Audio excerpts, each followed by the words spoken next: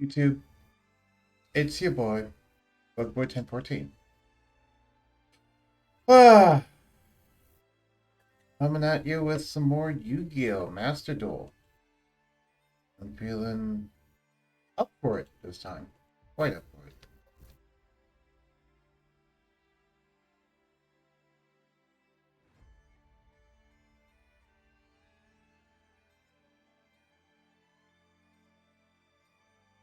Let me go ahead and send out the self-promotions to everybody and then grab some water, and when I get back, then I will get started.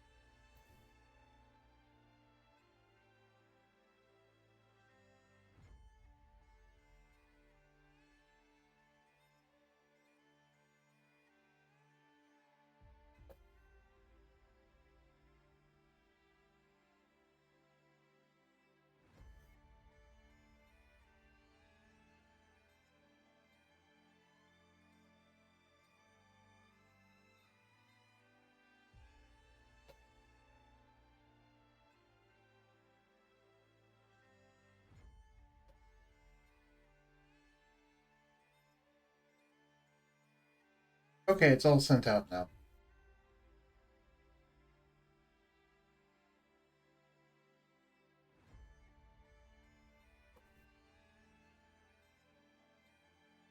Alright, so now I'll go grab some water. I'll be back.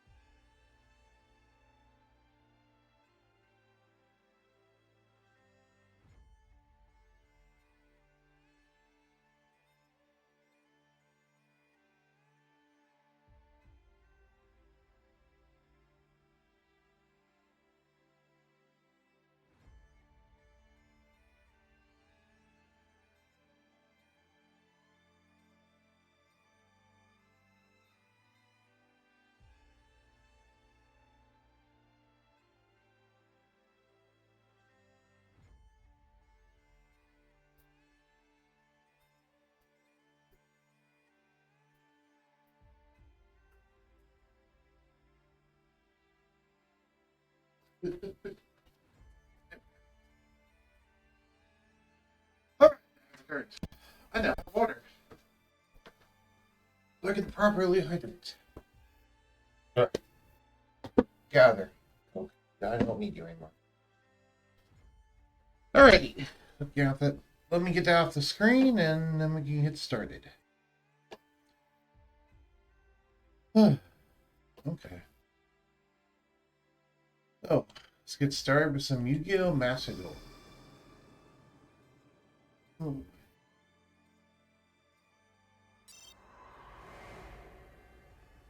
22.23 megabytes of data will be downloaded. Okay.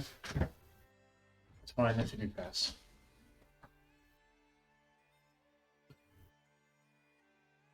Alright, it's all downloaded.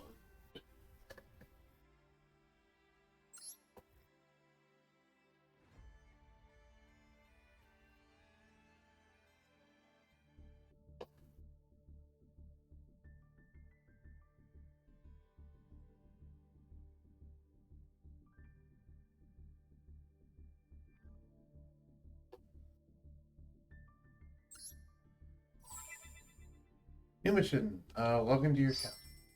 Ah, all the things reset. Got it.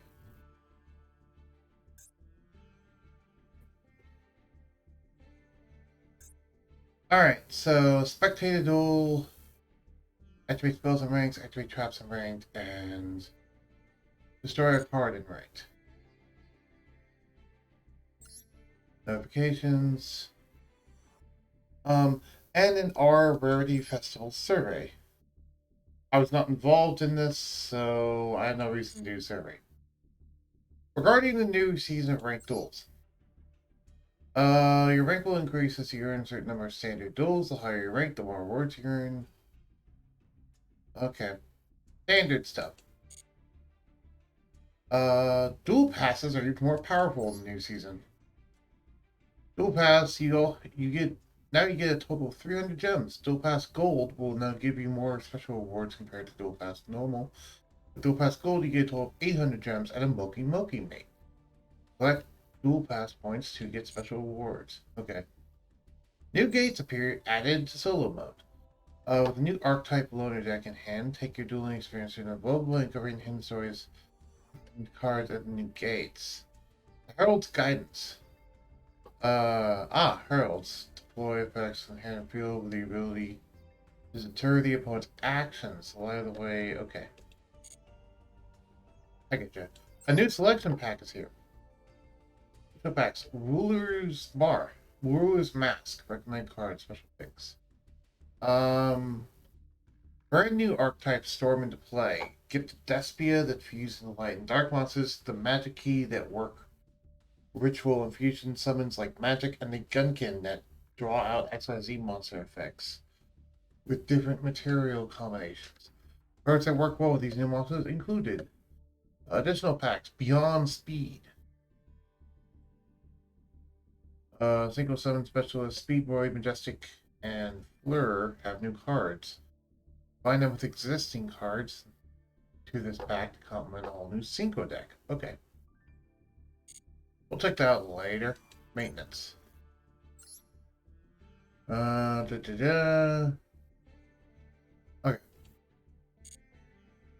That's all fun. We got new stuff in the shop, we got new stuff in solo, and our dual pass got reset, which is interesting. So after 2 months, it'll get reset again. Good to know. Oh, we got 2,000 gems. Let's go check the shop. Experience new secret synchro themes. Experience various themes and summons. Alright, secret pack currently in bonus pack. I do have 8 legacy packs. Go ahead and open these. Since these are free anyway, might as well. Oh, we got 2 golds. It's not bad. 2 SRs.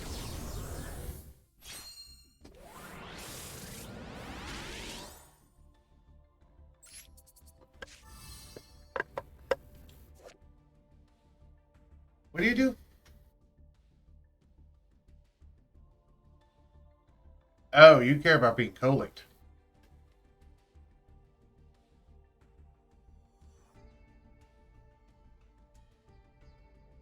Well, you're still not as good as Tri-Wizards, so... And the place you'd have to be co-linked like that is pretty much the place that Tri-Wizard usually goes, so no thank you. Spell Wall, no.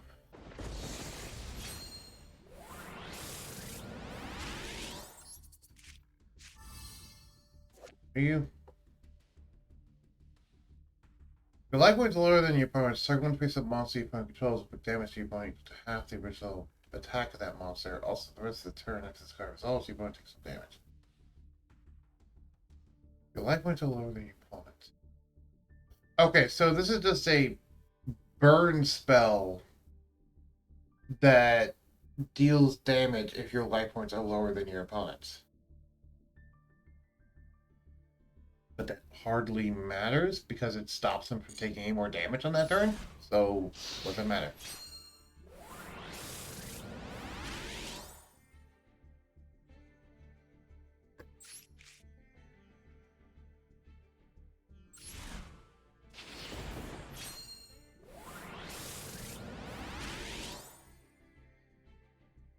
Before anyone says, this is the best frame rate I can get for this game.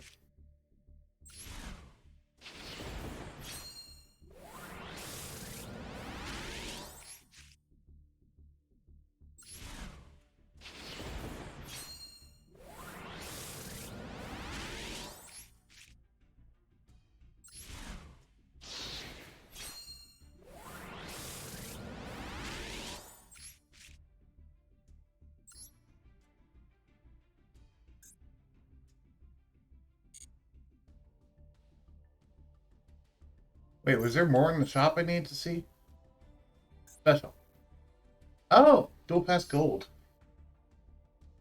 I suppose I could get this. Dual Pass Gold Army or the wallpaper of the Orcus Evening Star. Do the bubble.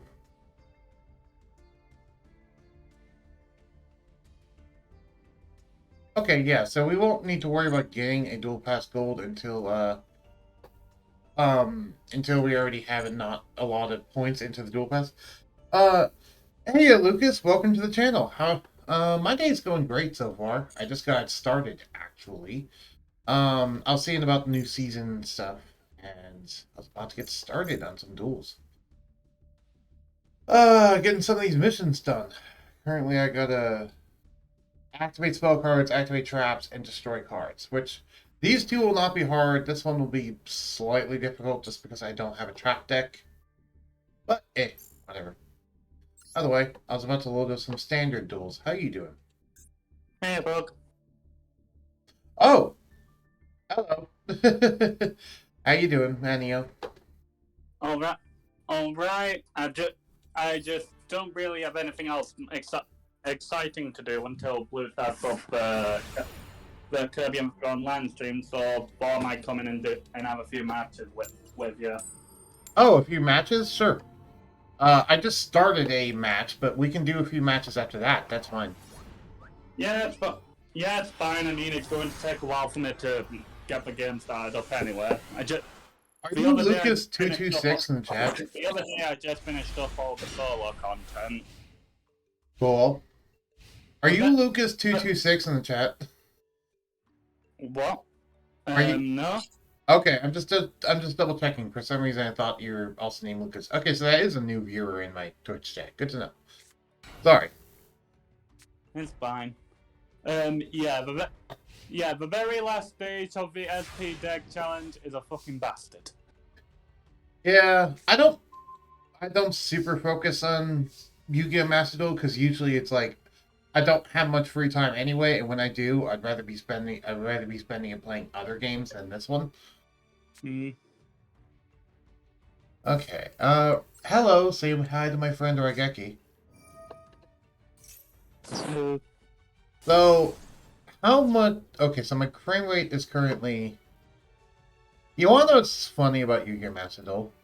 What? When I have the screen not in focus, it gets like 30 frames per second, but when I have the screen in focus, it gets like 10.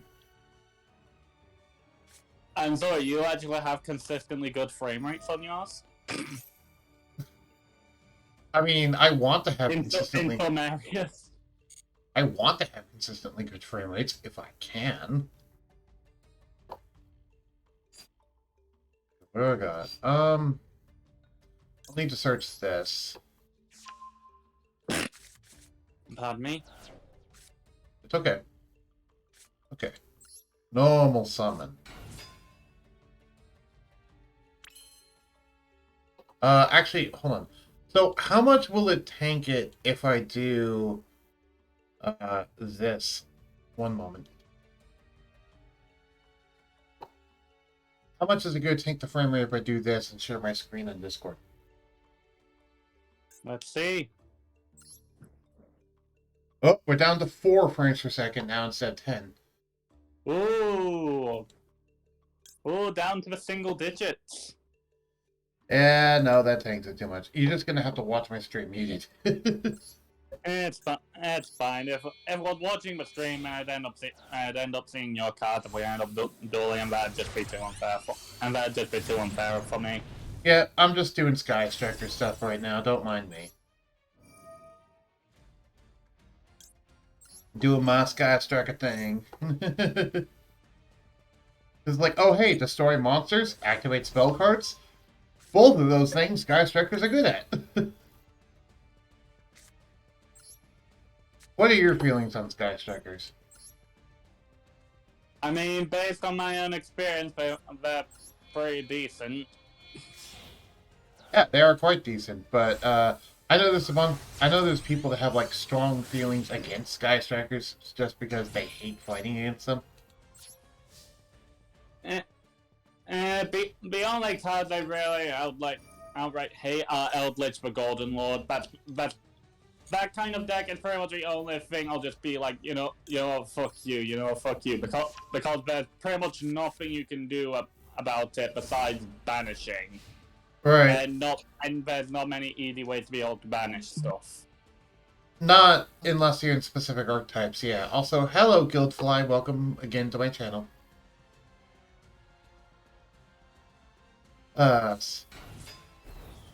What? So what are you playing? Ah, you're playing Speedroids. Okay.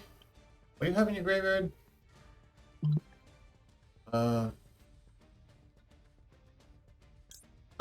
Yeah, I'm just gonna banish the thing in your graveyard because you're trying to revive it currently. So, goodbye.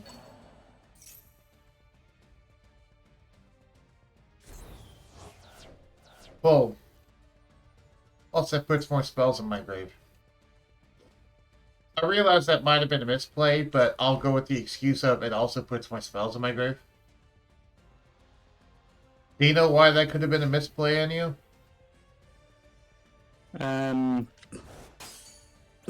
I imagine you're going to enjoy explaining anyway, so I'll just go no. Because I just realized after I did that the normal summon that he did provides a level 3 or lower Speedroid in the grave, and it was a level 4 Speedroid in the grave. So, he probably wasn't actually trying to revive it, but I don't know, I thought he was.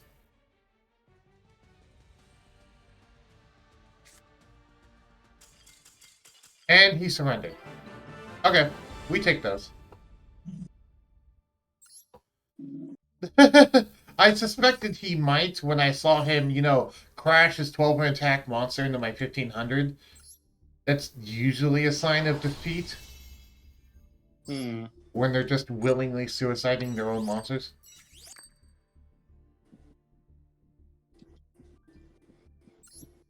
Alright, so now we can duel. I'm just doing a ranked match now. I think that should be an option to be able to spectate mine if you want. Sure. By the way, there's new duel pass now. Yeah, I know. I know. I bought it when I logged in like yesterday. I have not bought it yet just because I like to wait until I actually get quite a few into duel pass and then I just buy it. You know what I mean? Yeah. Because it'll retroactively. I'm currently just facing off against somewhat annoying well, I can't really say annoying. It's just that I started out with a crappy hand. So how exactly would I spectate your duel? I don't know. I thought it was an option. No, that's only an option for friendly duels, I believe. Ah. Well, considering I managed to get my main strategy up, it should be over in like a couple minutes, so you can just start another match and I'll actually win this time. Aw, Master Duel, why would you even have this as an option? Okay, so I saw the fact that they had an option for life points, I'm like, ooh, what craziness can you get into here? None, it's just 8,000 to 4,000. I'm like, come on!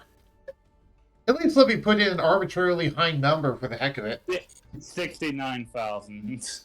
Well, because I've done duels before where we both started with 1 million life points. Just to see what would happen and see what kind of decks are stronger.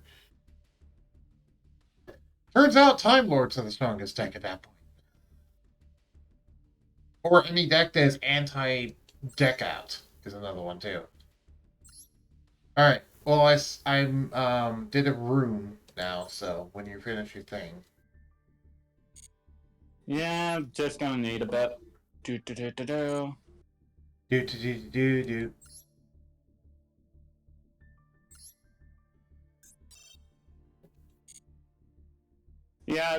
Yeah, after a bit, I'm sure this guy's just gonna get intimidated by the fact I'm just bringing so many all-life monsters. Yeah. That's usually what happens. By the way, if anyone wants my friend code, just let me know on Twitch, and I'll just post it. That's fine by me. I don't remember what it is offhand, but if anyone cares enough, I'll actually bother to dig it up on the profile. Uh...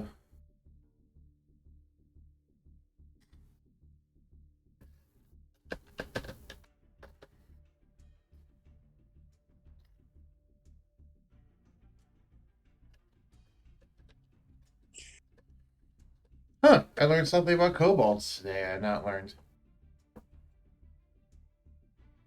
Evidently, in Japanese art and media, kobolds are typically small dog-like people that have an aptitude for merchants, traders, and scouts, rather than the small dragon-like people we have in D&D.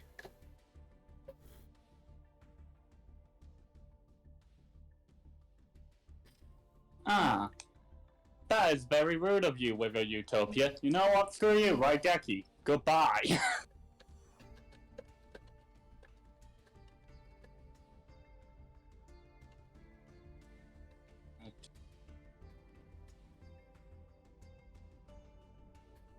Hero, alright. Enjoy the lurking, Pac-Man. Lurkers are workers.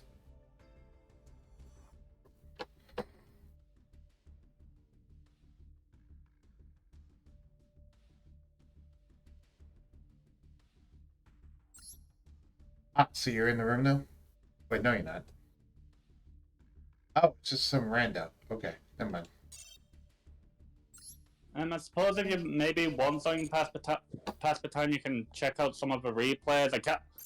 I think like the second most recent one should have been the one I wanted to show off last time. But I don't often do save replays. I usually do it just when I get out like a stupid amount of gold monsters. Reminds me,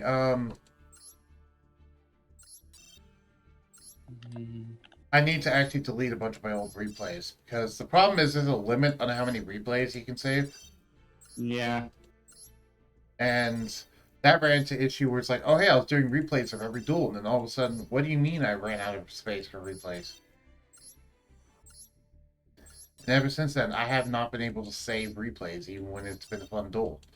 It's because the only way to do it is to go into your profile and delete old replays, and by that point, you have no ability to save the one for the current duel that you're in.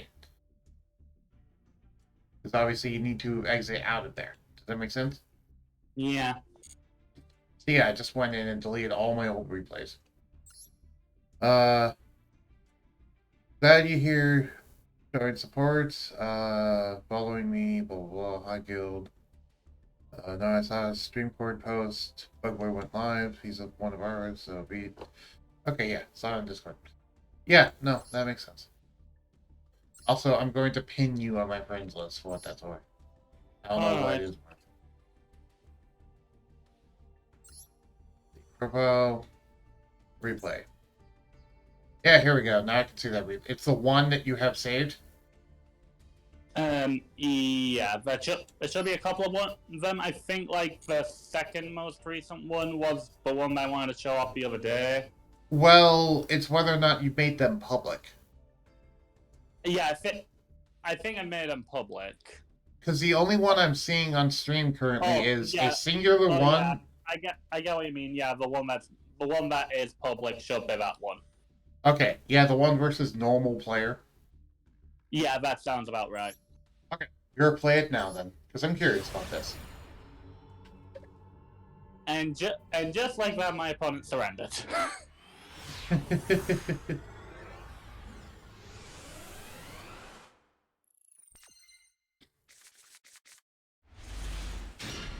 Oh god, pendulum graph. Here we go. Hornfowl, I should say. Dragons. Drag down. Why wouldn't you set the Monster Reborn first? I have no idea. I don't like to set spell cards unless they're required to be set. Otherwise, there's a risk that someone might destroy them. Well, here's the thing. I was talking about the fact that they played Drag Down to the Grave, but then let you just take their Monster Reborn out of their hand and put it to the grave. Oh. I was more referencing on the fact that why wouldn't you just set the Monster Reborn before activating Drag Down to the grave? Oh, you were talking about the other person, yeah. All yes. Right. You're not the one playing Drag Down to the grave. No. I thought you were talking about the Monster Reborn that I had because I couldn't remember what my starting hand was, but I'm looking at the replay now. Yeah. No, I was talking about the opening move of normal player, which was Drag Down to the grave, which is a cool card. Okay, yeah, I'm immediately caught up with you. Yeah, it's like, Drag Down to the grave, which is a cool card, but then there's also, you know, why didn't you set the Monster Reborn first so you couldn't rip such an important card out of your hand?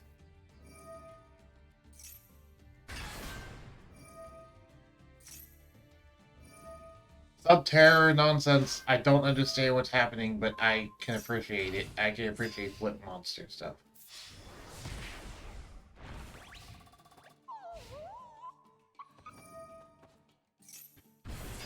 I wonder if this, well, actually, no, it won't. Never mind.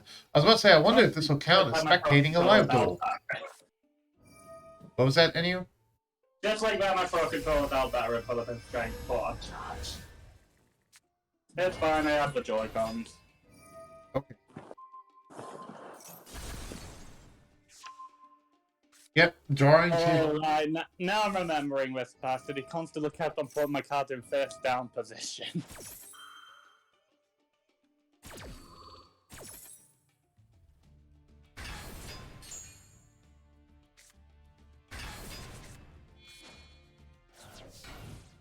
Odd Eyes Magician things, Odd Eyes Magician things. Welcome to Subterrors. They're as annoying as Ghost Tricks, except they have massive bodies on top of it. And yet they're somehow still not objectively better than Ghost Tricks.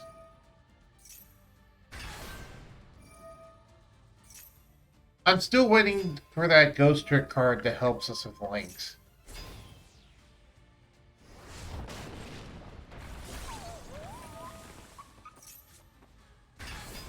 You know what I mean? Yes. Because the whole big thing about Ghost Tricks is that we can lock down the opponent from doing anything by keeping their monsters constantly in face-down defense. Hmm. And lock up all of their zones and make it so that they can't get rid of their own monsters anymore. But Link monsters kind of just shoved a monkey wrench into that, and now suddenly Ghost Tricks have no answers to Link monsters.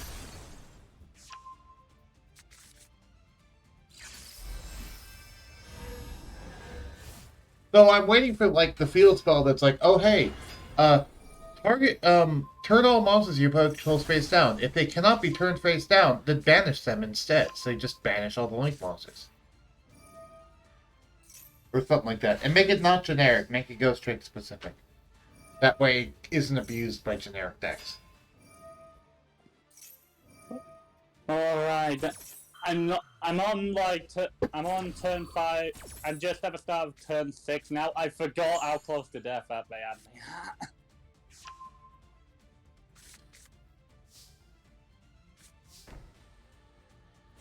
It is certainly a back and forth duel. One of the better ones. This is the type of stuff that's like, you rarely get this in Yu-Gi-Oh, but when you get it, it makes Yu-Gi-Oh almost worth playing. Almost. I mean, part of the only reason why I'm playing it actively right now is just because it's an easy game to stream. And I have been playing Yu-Gi-Oh for like, what, 20 years now? Something like that?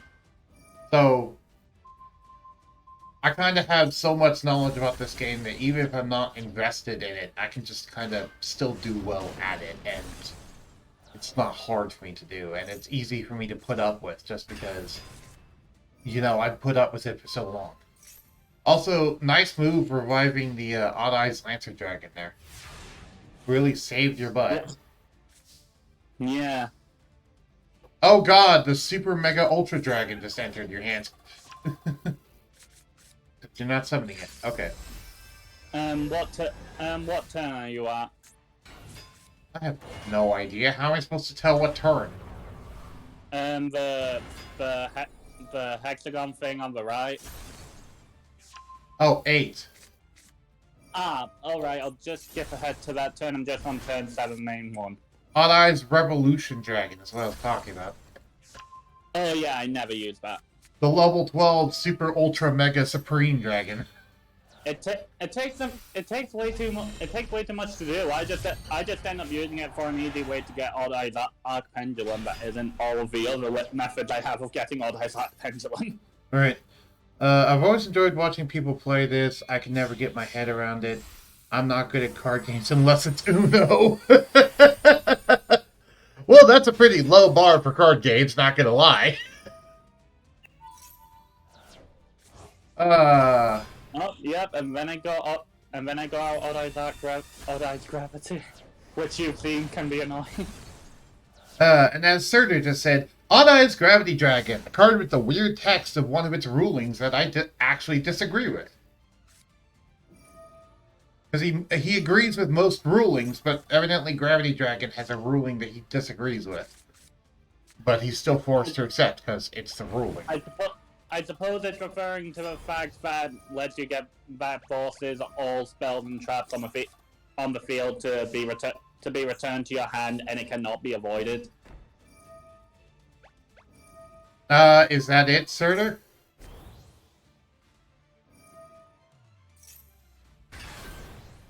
I will wait for him to actually let us know. It's either that or the every effect costs 500 life points thing. Oh, I mean, nope, that's not it. Okay, Surtur, why don't you mention what it is? Because remember, he's talking about rulings, not effects. Oh. You know what a card ruling is, right, Enya?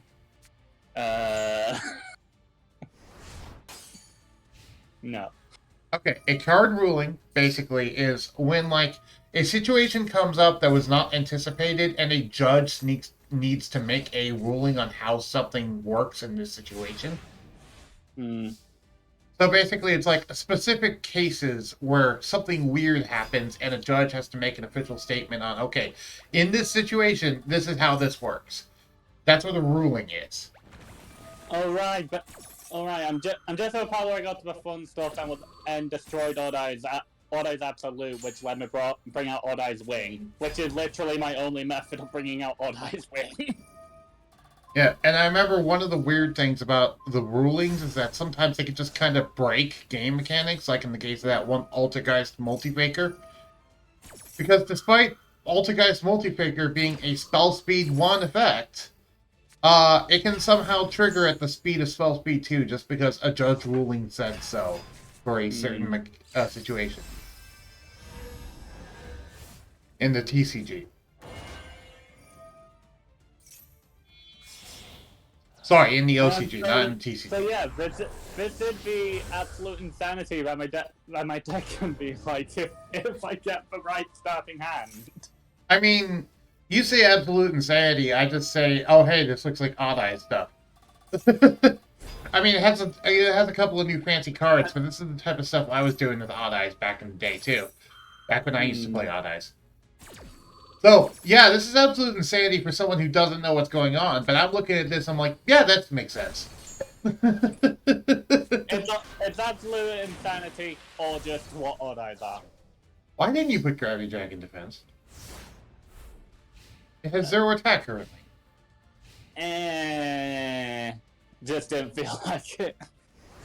Well, oh, because you can't take battle damage. Okay, never mind. Yeah, that was also it, because Misdirect's effect is that if it's in face-up defense mode, I won't take any battle damage. So that just makes any Odd Eyes monster I have with 0 attack points just eat their target for people who don't read Misdirect's description. Yeah, also, Surtur just posted a wall of text of what his ruling is. So, how long is this replay? This should be a final tournament. It's turn 12. Yeah, I think it. Okay, after this is done, I'll read out what the Gravity Dragon ruling is. Because I don't want to chimp out on the final turn of the duel. You can fast forward if you want. It ends up finishing up in like a battle phase. I'm not gonna fast forward. You've seen it already. By the time you explained all of that, the battle's already over. Yeah. Anyway. Mm-hmm. So yes, he won. Anywho. So okay. So anyway, here's the ruling. Gravity Dragon makes the opponent pay 500 life points for a card effect they activate. But if they activate Toon World, a spell with no effect, or Flash Knight, a pendulum monster with no pendulum or monster effect, the opponent still has to pay 500 life points to activate these cards, despite them not having an effect. Yeah. I can definitely agree with that. That's silly.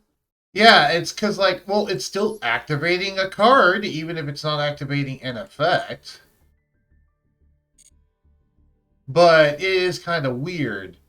Because if we look at the wording for Gravity Dragon for a hot second, let me go into Edit Deck just so I can find the wording for it. Oh, I don't think I actually owed Gravity Dragon. No, I do not. Hold on. I'll bring it up on my end for you. I have it pulled up. Anyway, it says your opponent cannot activate cards or effect. In response. Blah blah. Your opponent must pay 500 life points to activate card effects. Yeah, so it says to activate card effects, but those cards don't have card effects. But you are still activating them, and then they're still spells technically, even though they don't have effects. So that's kind of weird. That's like, oh hey, it's a card without an effect, but you still have to pay 500 because you activate a card. But this says activate card effects; they don't have effects. Yeah, I feel like it shouldn't work in the case of one pendulum card that don't have effects. But I feel like in the case of Toon World, I feel like what probably could have been a better ruling, which I feel like that would probably been more that it has to be sort of like considered a systematic change would be like with all of those cards that activate while that can only have an effect if Toon World is in play. I feel like those should end up costing 1,000 instead. 1,000 instead, as if you're basically using a Toon World effect along with that spell, since Toon World is the requisite for it. Like, so you want to nerf tunes even more then? That'd be how I'd rule that situation. I very much disagree with that because that's nerfing tunes even more, and they don't need to be nerfed even more. Because effectively, that's putting up the precedence that, oh, if a card relies on another card, then you're paying extra. And it's like, but no, because there's a lot more than just tunes. Because that would be like, oh, hey, if a card says requires Yumi to be on the field, now you have to pay extra. You know? I suppose when you put it like that, yeah, there are a lot of decks that do have similar requisites. Right. Well, that's the reason why. Okay, let's put it this way. I'm fine with this being the thing because you are activating a card, even if the card doesn't have an effect. It's still activating a card. So I'm okay with Gravity Dragon the way it is, but the way you made it sound also would just be worse, in my opinion, and that one I would disagree with, but that's just my own personal opinion. Mm-hmm. Anyway, since we're both done with the replays now do you want to have a friend or? Yeah. Also, there are other cards that say activate cards or effects. Yeah. Here's the difference. Gravity Dragon says activate card effects, whereas most cards in this situation would say activate cards or effects. So if they just reworded Gravity Dragon to say your opponent must play 500 life points to activate cards or effects, then it would make perfect sense. But because of the fact that they said card effects without the or in there, that's why it's weird. Mm-hmm. Also, yeah, we can go ahead and duel now. That's fine. I just wanted to get that out there real quick, just because we're on the subject. There, Brendel.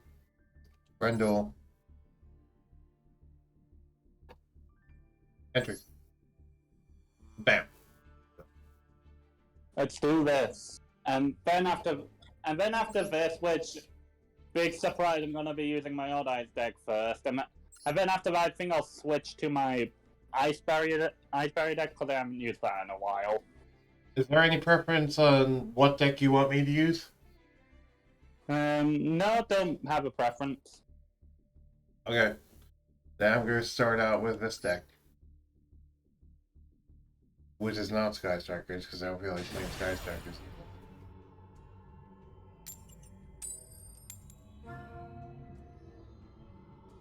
Also, yeah, my rank got reset, because I haven't actually had a chance to build it up yet. Yeah, I haven't started working up on my rank again. I went through bronze just because it was either gem, but still need to work back up to gold again. Yeah, I don't care enough about this game to do that myself. I'm only in it for the gems. I'm only bothering with ranked. I'm only bothering with ranked because it's like if you move down a rank and then you move back up, it's a 300 gems. I guess. Okay, so can I do that this turn is the question. Yes, I can. Okay, so I can do a sneaky thing this turn. Mm-hmm. Oh, summon this. How reliant are you on spell cards? I suppose technically, I think pendulum monsters are considered spells. I do have a good few spells which you've seen me use, but I wouldn't say I'm overly reliant on them. Okay. Because now I can open Nat Beast.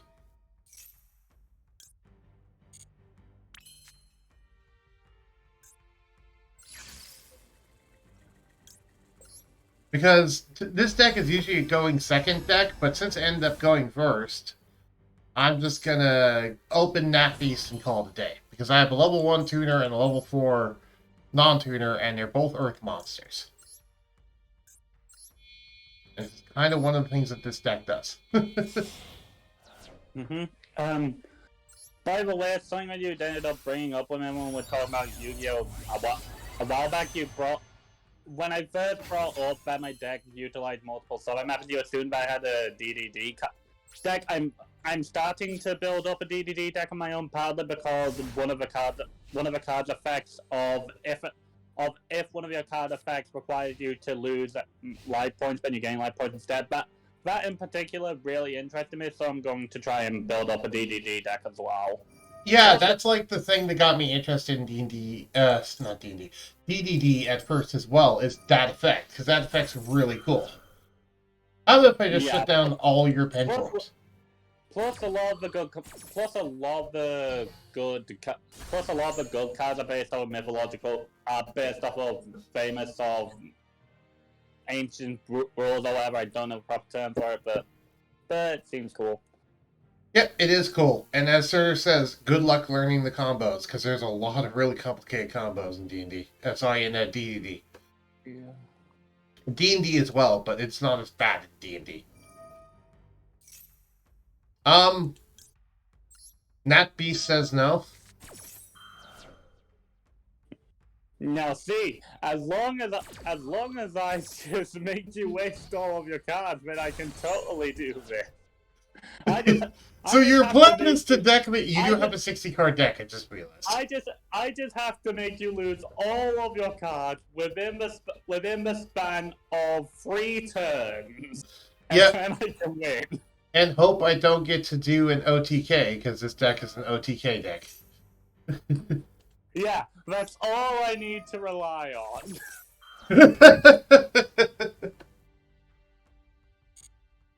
So, yeah, this deck can, it's like, go, because that's a weird thing about this deck. This deck can OTK you going second, but going first, it can just open Nat Beast / Barkion, and it's like, which is worse? Opening Nat Beast and Barkion, or just, opening with an OTK in your face?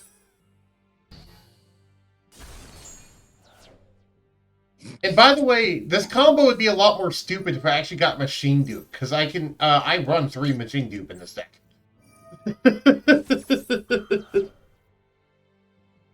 The battle of, can I deck out before you run out of spell cards? The battle of can I exhaust your entire deck within the span of 3 turns, provided you don't summon any other monsters, because the vast majority of my cards cannot be normal summoned and require pendulum summoning. Is this what you anticipated when I said I'm gonna bring I'm probably gonna bring Despot something that isn't Sky Strikers? Nope. Okay, so that's just okay, yeah.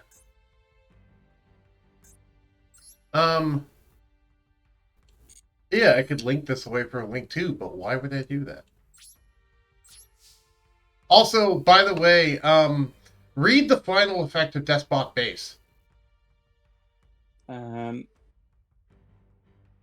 Beast? Okay, I'll just... No, Despot Base. Oh, the field spell.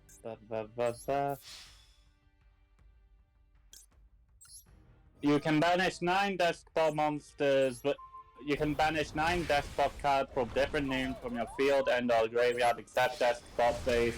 Shuffle all cards from your opponent's hand, field, and graveyard into the deck.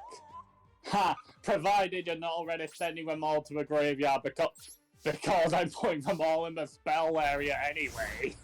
Right, I know, but I'm just saying that's kind of funny that Naturia Beast helps me feel that effect. That's actually a synergy in this deck that is kind of unintended, but it's kind of cool anyway. Starter. That was at least a fun first turn.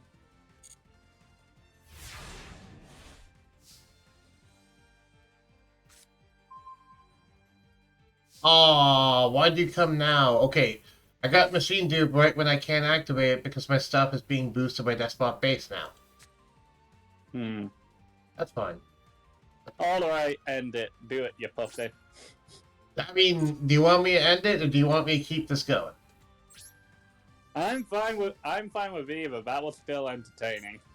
Yep. And we're doing best 2 out of 3, because freaking Master Duel doesn't have matches for some reason. Yeah, I'll bring on my Ice Barrier deck after this, because I haven't used it a lot. I'll at least make a show of it and boost my attack again by a stupid amount. There you go. Overkill.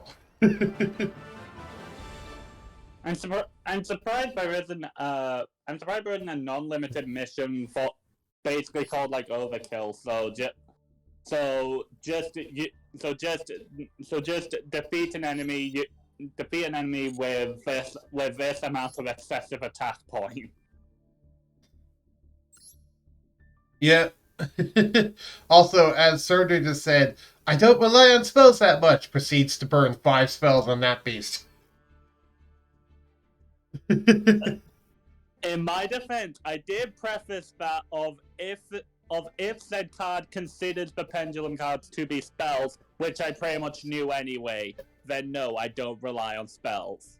Because technically they're considered monsters, so I'm not wrong. I mean, fair, but still. The Nat Beast challenge.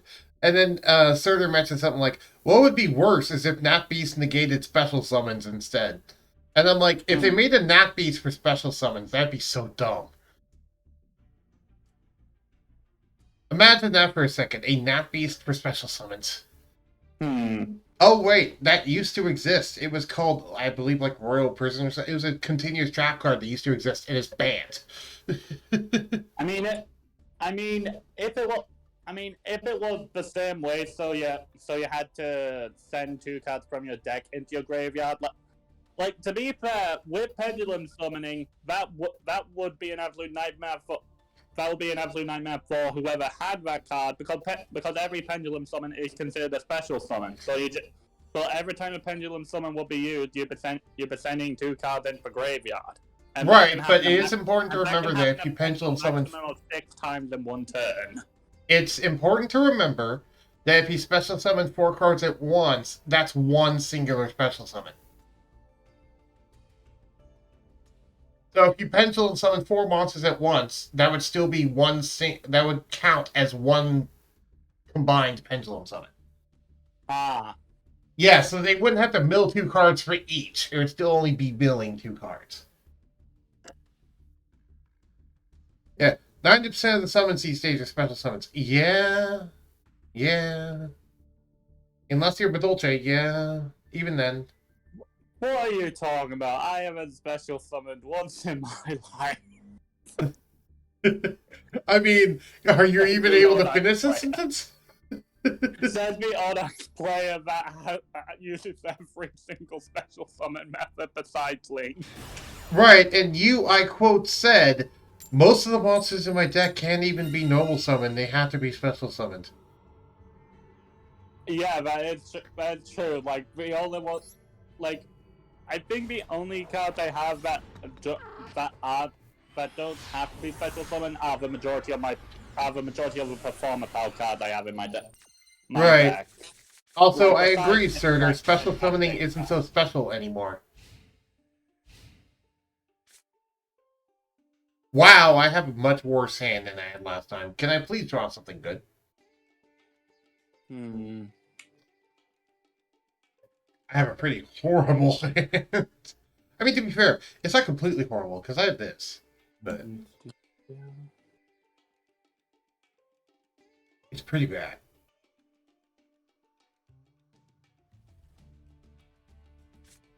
Do I even run more than one of these? I don't even think I do. Oh, God. Can I destroy a monster with 1500, 1900 more attack? Okay, that's going to be annoying.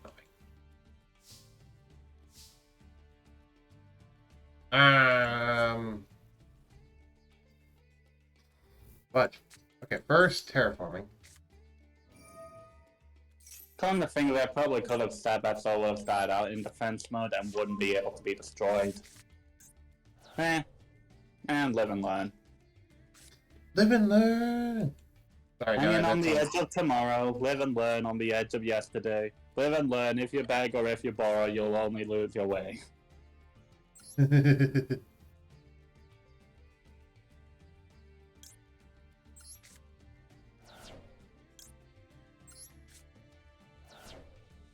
Machina Fortress! It was the only good thing in my hands. I mean, I can't kill you, but I can do a lot of damage.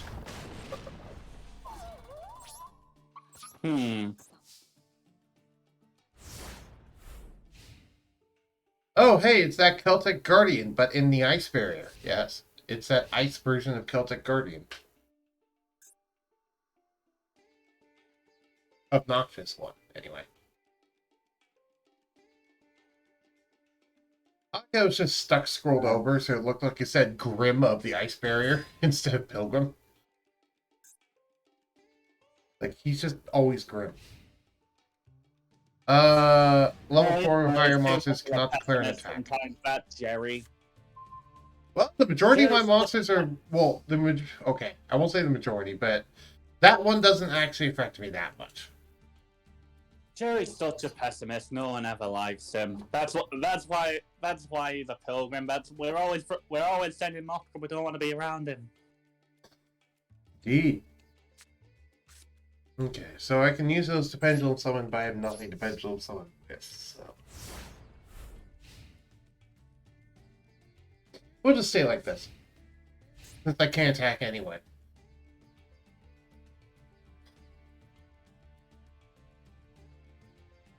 Hmm.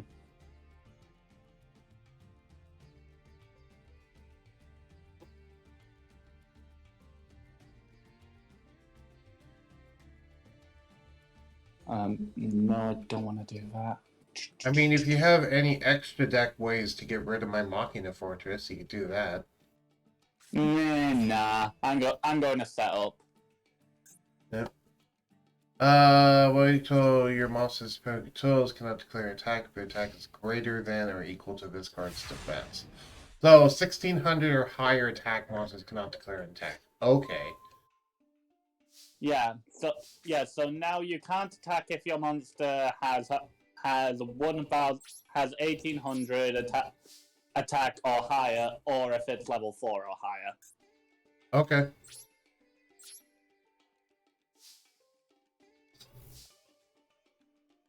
I have a way around this if I can draw a certain card. It's just whether or not I can draw that card. I just need a very specific card in my deck. And unfortunately, outside of that very specific card, this deck does not have search power. I usually just open with it, though, is the thing.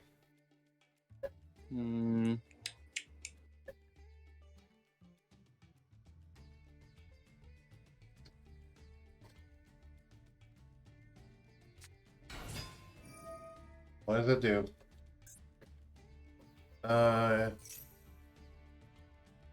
Okay, what do you do? Yeah, I know, it's such a nightmare for you, I imagine. You know of how many monsters you've summoned. Not being able to place them in one spot is gonna be such a nightmare for you. To be fair, it's because I've been drawing dead. I mean, that's not what I was looking for, but fine, I'll play Despot Phase. I really didn't want to, because I wanted to use Machine Dupe, but whatever.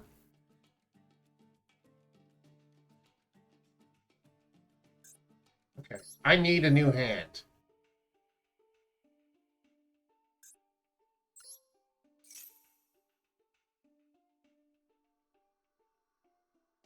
So...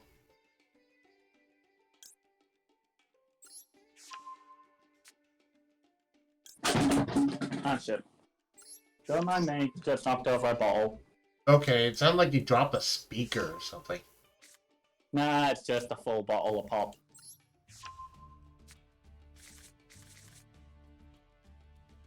Wow, really? I drew 3 of the cards I shuffled back. Dear God. Okay. What do you do? Target one spell trap. That doesn't help. I mean, I can do that. No, yeah, actually, I can do that. Okay. Okay. So I can actually get this to work. So, yeah, I can do this. Okay. So, pendulum scale.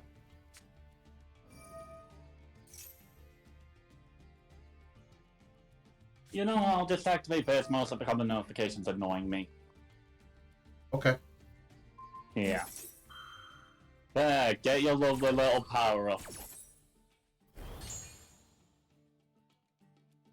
Okay. Pendulum scale. Pendulum Shogun.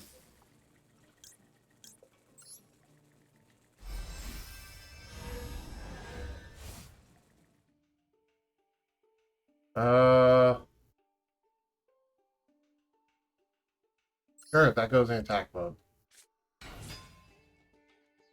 That goes in attack mode. Activate this spot 2. Activate this spot 5. To destroy that metal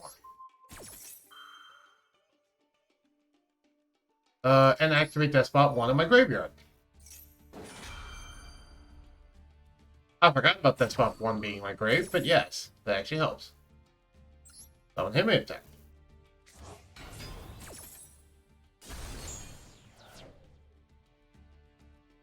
And now I get to add this guy to my hand. Which is what I actually wanted. What can I synchro for? Discarding card, Hulky Fiber X. I can go into Hulky Fiber X. But I don't know if I want to. Okay. Can I get over any of your things with what I currently have? I believe that answer is no. Okay, because my level 4 or higher cannot attack. And my 1600 or higher cannot attack. Okay, but what that does mean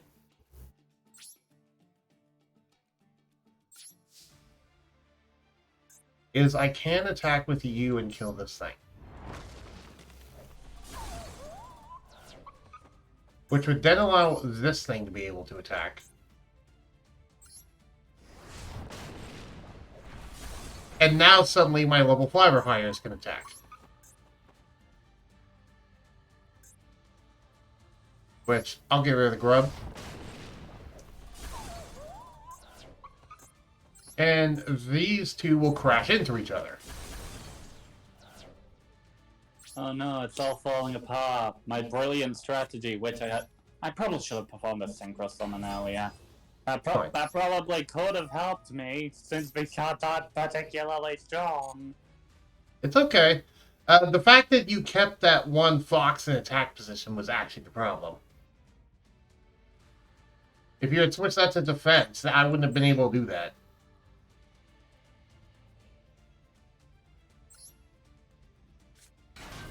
Get that, which gets me another search.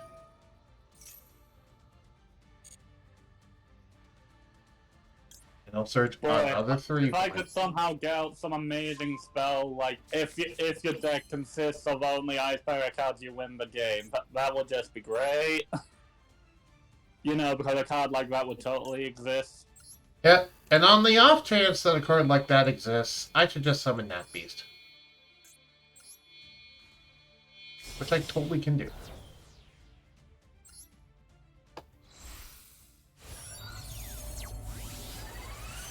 Hello, little gremlin.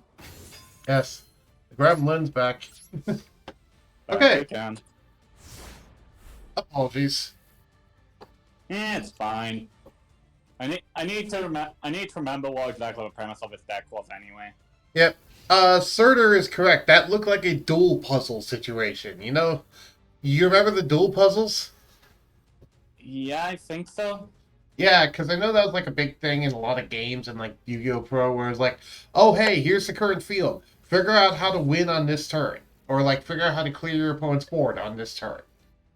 Unlike the tutorials in solo mode, which is just like, oh hey, do this exactly as we tell you, and you win, and we're going to drag this out for like 3 minutes. Right, and then it's like, okay, now you're in a duel. Now you're to your own devices.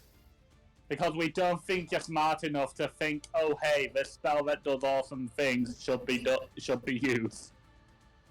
Right, but then there's always the flip side that later that's like, oh hey, okay, we've done all these things. Now you're left to your own devices. Beat the opponent. Wait, what?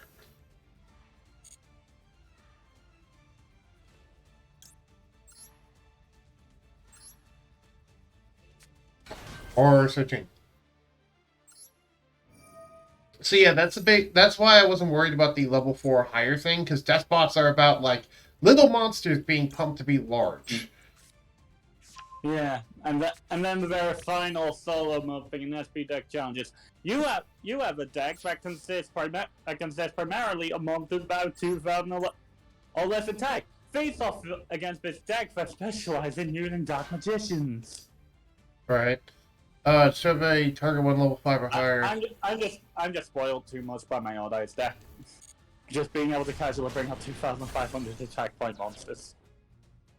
Wait, why didn't you activate that? You can target level 5. Oh, specifically level 5. Okay. Wait, I thought it was level 5 or lower, and I'm like, wait, you're bringing back the one guy. Oh, right, I hadn't brought out the level 5 or higher monster because you destroyed all my cards by then, right. So, it's time for the big number. Indeed. Because almost nothing in Despots is once per turn. So let's see how high I can get this currently. Everybody, play 4,500? 7,500!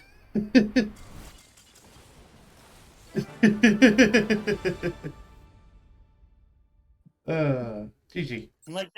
Like, you can see why I have an interest in an Ice Barrier deck just based off the kind of setup that you can definitely get. But on the other hand, because it's not a pendulum summon based deck, so I don't have pendulum cards, I can't bring up multiple Ice Barrier monsters, which is a prerequisite for a lot of their effects. Which is definitely my one complaint with the kind of deck. Because I can only bring up one at a time, and the prerequisite is you need to have for all the good effects, you need to have multiple Ice Barrier monsters out. Yeah, there's a reason why for a long time the Ice Barriers were considered one of the worst archetypes in the game. Do you have any interest in Despots, by the way? Because I could teach you how to do those if you're interested in them. I mean, I can probably set up a despot deck, but I'm currently trying. I'm currently trying to think of doing Salamangreats and DDD anyway.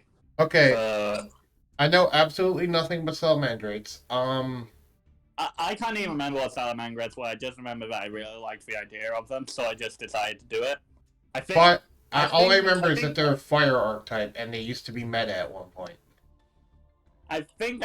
I think I remember the reasons I remember them was that like with Oddites and DDD they also use multiple summon methods, and that whole premise just immediately gets my interest because I'm the kind of guy that just in any sort of game I value just being able to do multiple different things over specializing in one certain thing.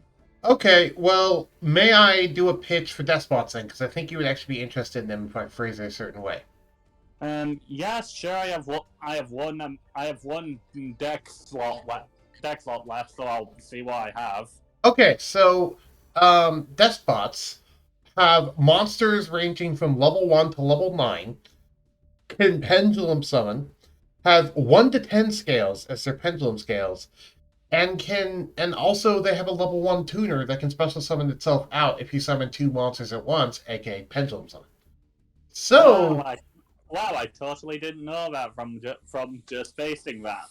well, my point is, they can make virtually any synchro or XYZ that you want to, not to mention links.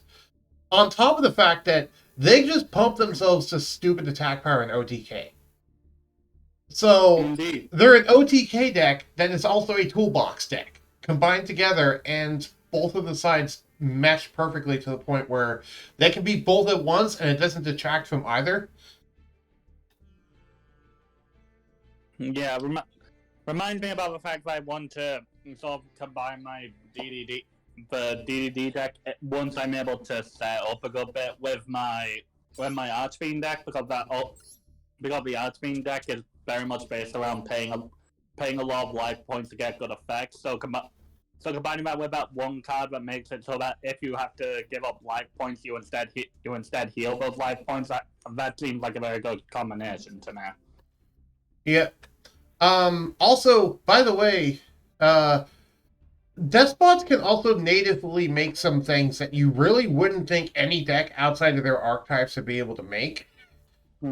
Like, for example, Nat Beast. Nat Beast requires Earth monsters. All Despots are Earth monsters. And then there's also the fact that all Despots have beasts of nature. Sorry, what? The robots can create beasts of nature. Yeah, but there's more than just that. Also, Despots are natively 500 attack and defense machine monsters. So if you don't have the field spell out, they're all just basically machine dupe targets. Like every single one. So you could just run 3 machine dupe and it's not clunky at all. Yeah. On top of the fact that Despot base just straight up says, once per turn, you can reveal any number of Despot cards in your hand and shuffle them into the deck, then draw the same number of cards. Like how, Cosmos used to do back in the day. Yeah. And that's a card at 3. You can run 3 of that base. Well, that's pretty based. Yeah, that's pretty nice.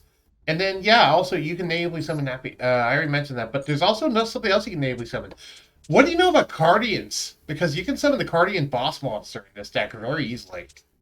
Sounds interesting. So, okay, let's talk about the Cardian boss monster. It's a level 10 monster, and it normally requires 1 tuner and 4 non-tuners to summon it. Whereas, okay, and you might say, like, okay, well, Cardians, yeah, they can each make themselves level 2, so you can get 5 monsters on the field, make themselves level 2, and then blah, blah, blah, Bob's your uncle, you have 5 monsters.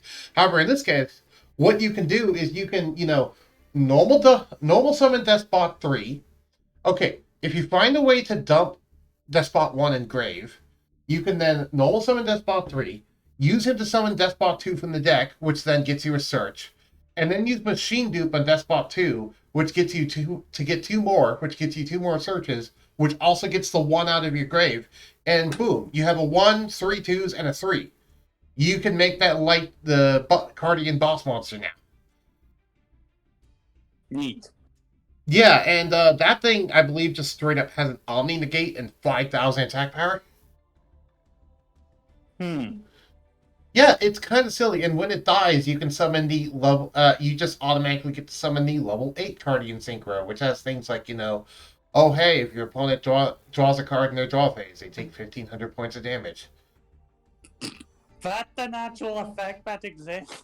I'm pretty sure it is. Yes, I'll double check what the effect exactly is, but you do. Want to do the thing that you're forced to do every turn? Die. yeah.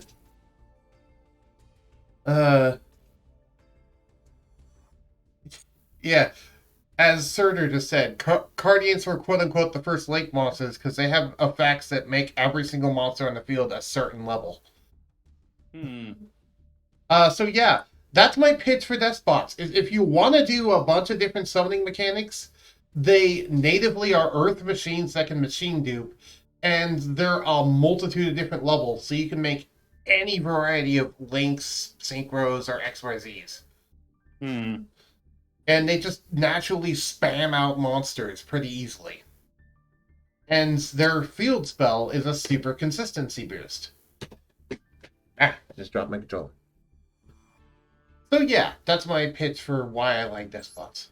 And I sent you a screenshot in Discord as to what my deck build currently is. Yep, I saw it. So, to explain why Gen X Ally Wingman is there, he can return a monster you control to the hand to special summon himself, and he's a level 3 tuner who's also a wind tuner.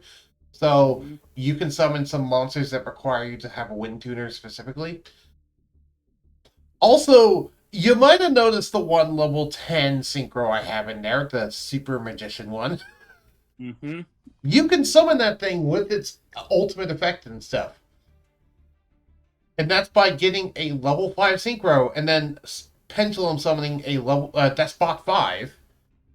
And then boom, hey, you have a pendulum summoned monster and a synchro monster, so you can summon him out properly and grab any card from your graveyard.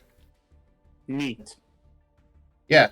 I've done that before to where, I don't need that beast anymore, so I just summon him out, and then it's like, oh hey, I grabbed a card from my grave, and now you have half your life points gone. Wait, what? He does stupid things. Oh, I don't need that monster anymore now. Perish. Yep. Anywho, did you want to do more duels?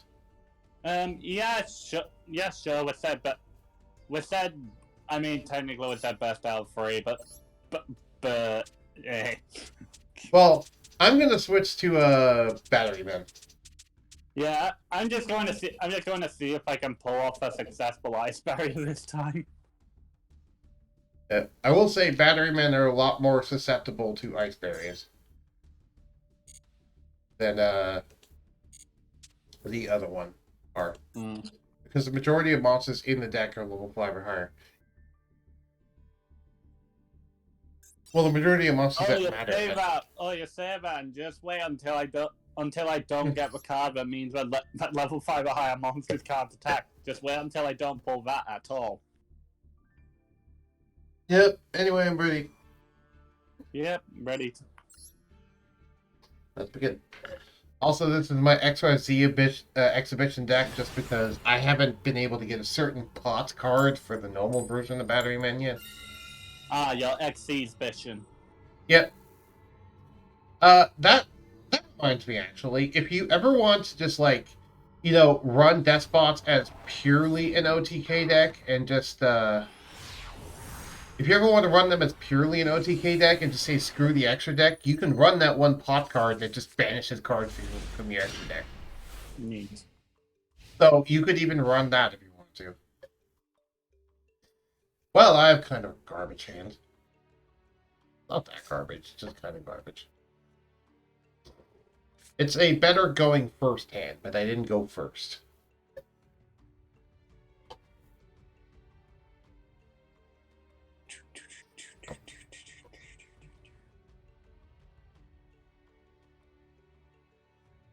I ran Battery Men because they're a lot less consistent than Despots. They're also quite fun. They're a lot more on the gimmicky side, unlike Despots. Personally, I consider Despots to be a direct improvement over Batterymen in like every way.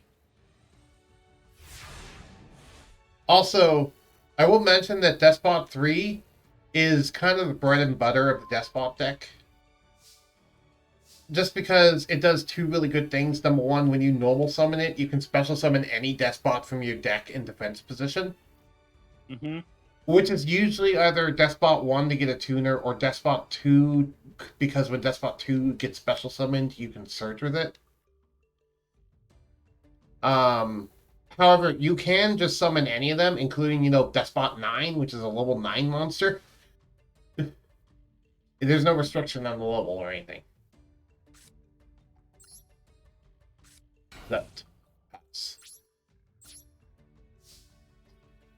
And Fate.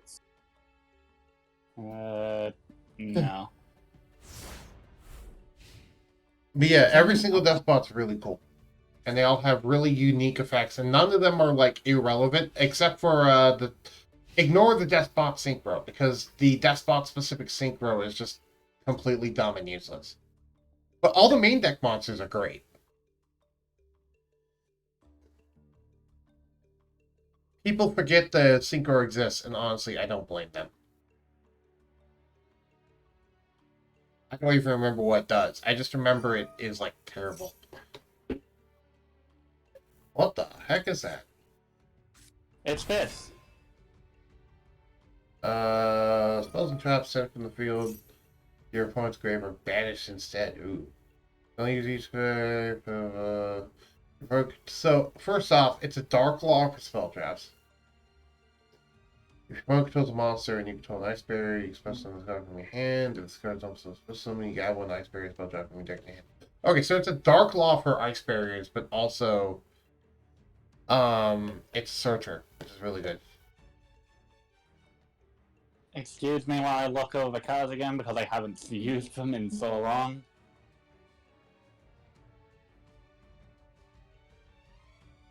Why do it?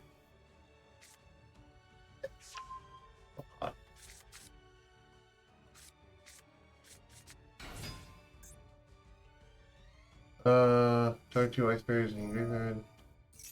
Then each player draws a card. Freezing Chains. You target one level 4 or lower Ice Barrier in your graveyard, special summon it. Well, you don't have any, so. I'm mostly just setting it out for now. While you control 3 or more Ice Barrier monsters you control are unaffected by the activated effects of your opponent's monsters, so it's special summon from the extra deck. Well, thankfully, that doesn't matter for me. Because... I can't attack with General Wayne. Wait, is that lit in here? Your opponent controls monster. You can special summon the... It's because of Cryomancer of the Ice Barrier. Oh! Level 4 higher monsters cannot declare attack. Oh, wow! Fuck you!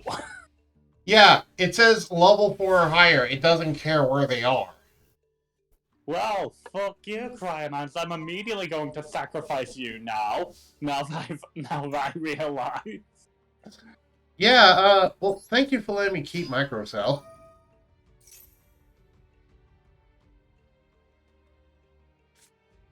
You know what? No, you know what? Fuck you, Cryomancer. Get out of here. Please don't discard something in my hands. Please. I am very well going to discard something from your hand, good sir. You're going to discard. Now what thing should I discard? My immediate thought is to go with the highest card monster. That was actually the wrong choice, thank you. You're welcome. I mean, one of these is a destroy all cards your opponent controls card, which is short circuit there. Bold to assume that's also not something I want. I still have one more card in my deck, in my hand. Yep. My deck has no pathetic cards, Kaiba. Except maybe for Karibo. Really? Because Karibo saved him in the Bonds Beyond Time duel. Hey, I don't argue with the facts. He said it himself.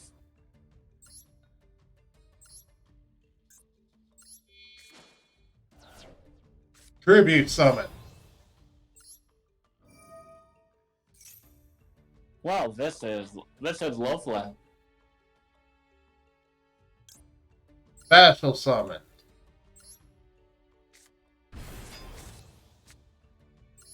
Go away board.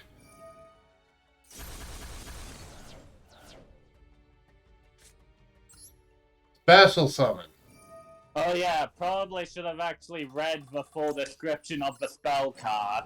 It's not like you know the description of the spell card is what matters. Alright. Go! Hit them with the force of 1,000 electricity batteries. This is going to be a shocker.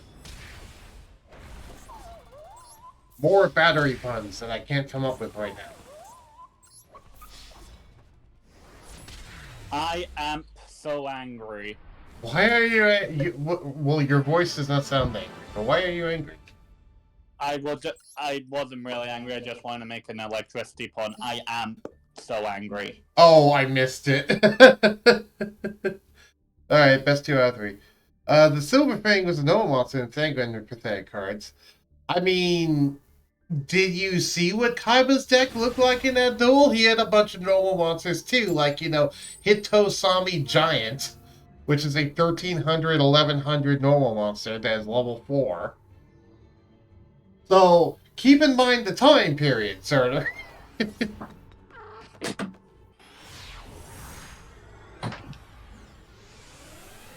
Yeah, don't punish a man for his crimes before they were a crime. Right. I mean, by today's standard, yes, it's a pathetic deck, but also by today's standard, Kaiba had a pathetic deck too. That's not a good comparison. So yeah, there's a joke in this deck that if the opponent lets Microcell stay, it just usually is an immediate victory. Just because for some reason, anytime Microcell actually stays alive, I just end up winning. I don't know if that's like just correlation or causation, but it's certainly a thing. Going on the defensive, I see. Do you have a flip effect monster suddenly? I mean, I can't lie, Ice Barrier monsters, there are some Ice Barrier monsters that do have flip effects. Okay. Normal summon. I said normal summon. The game didn't register it at first. Yes. Activate this effect.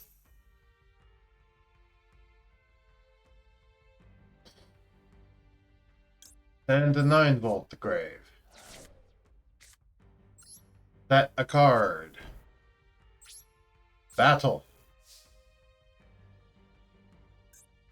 Attack. You have Metal Morph again. No. Ow.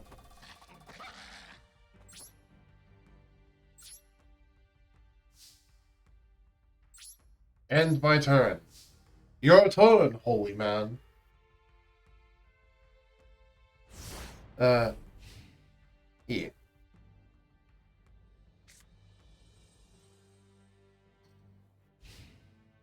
But yes, I do agree. Why do I even have you? You small, you tiny thing. You're a tuna monster. This entire deck is tuna monsters. Why do I still have you?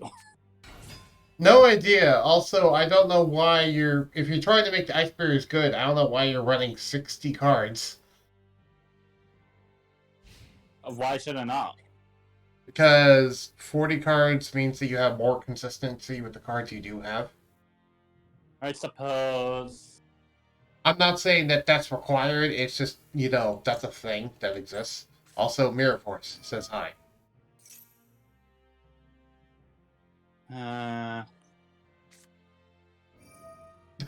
Okay. And just destroy my battery, man. Well, you know what? You know what? Fuck you. Why didn't you destroy my battery, man?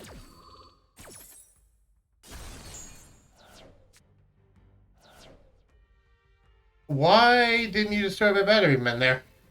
Because that... Oh no, wait, Mirror Force only targets monsters that are in attack mode, right? I Yeah. forgot. Also, destroying it wouldn't have negated it anyway. Oh, right. MST does not negate. Yeah, no, in Yu-Gi-Oh, it wouldn't have negated. So I'm like, I figure you're like, oh hey, my monster's going to die anyway. I might as well get rid of the Solar this way. My Odd Eyes deck totally isn't just an excuse for me to not have to think about things I don't know what you're talking about. Well, I think I'm going to be able to OTK again. I said activate, please. Thank you. Battery charger. Get back 9 volts. When 9 volts is summoned, I am allowed to give it 2,000 attack power, and also I can search a card. Plus, when a monster is special summoned, the effect of Batteryman Solar allows me to summon a token.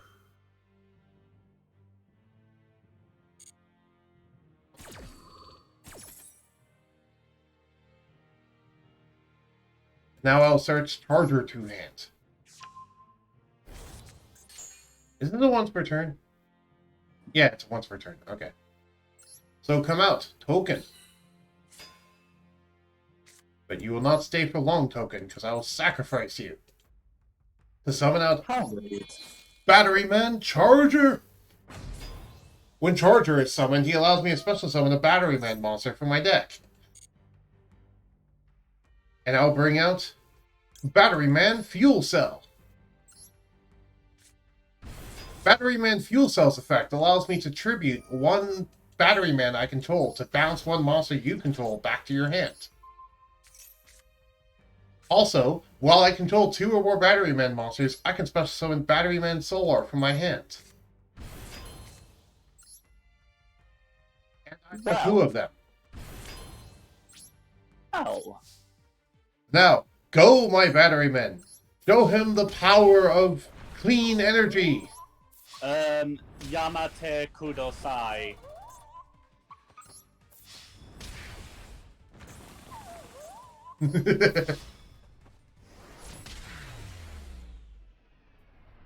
Don't know how this deck keeps working. But hey, that was fun. If you're about to criticize my deck, bold to assume I even tested out this deck. I just put together as many ice barrier cards that are good and called it a day, but I didn't want to think about it. Why would I think about Yu-Gi-Oh? I mean, you're the one that plays it a lot more just to try and get gold. I don't even play it that often. To be fair, though, I have been playing it for like 20 years now, so... Okay, I know of a few cards I can get rid of in my Ice Barrier deck because for whatever reason, I just have one generic tuner in here. Like not even an Ice Barrier tuner, just a regular 3-star tuner. So I can easily take that out, and I can just find other stuff to shrink in it as well.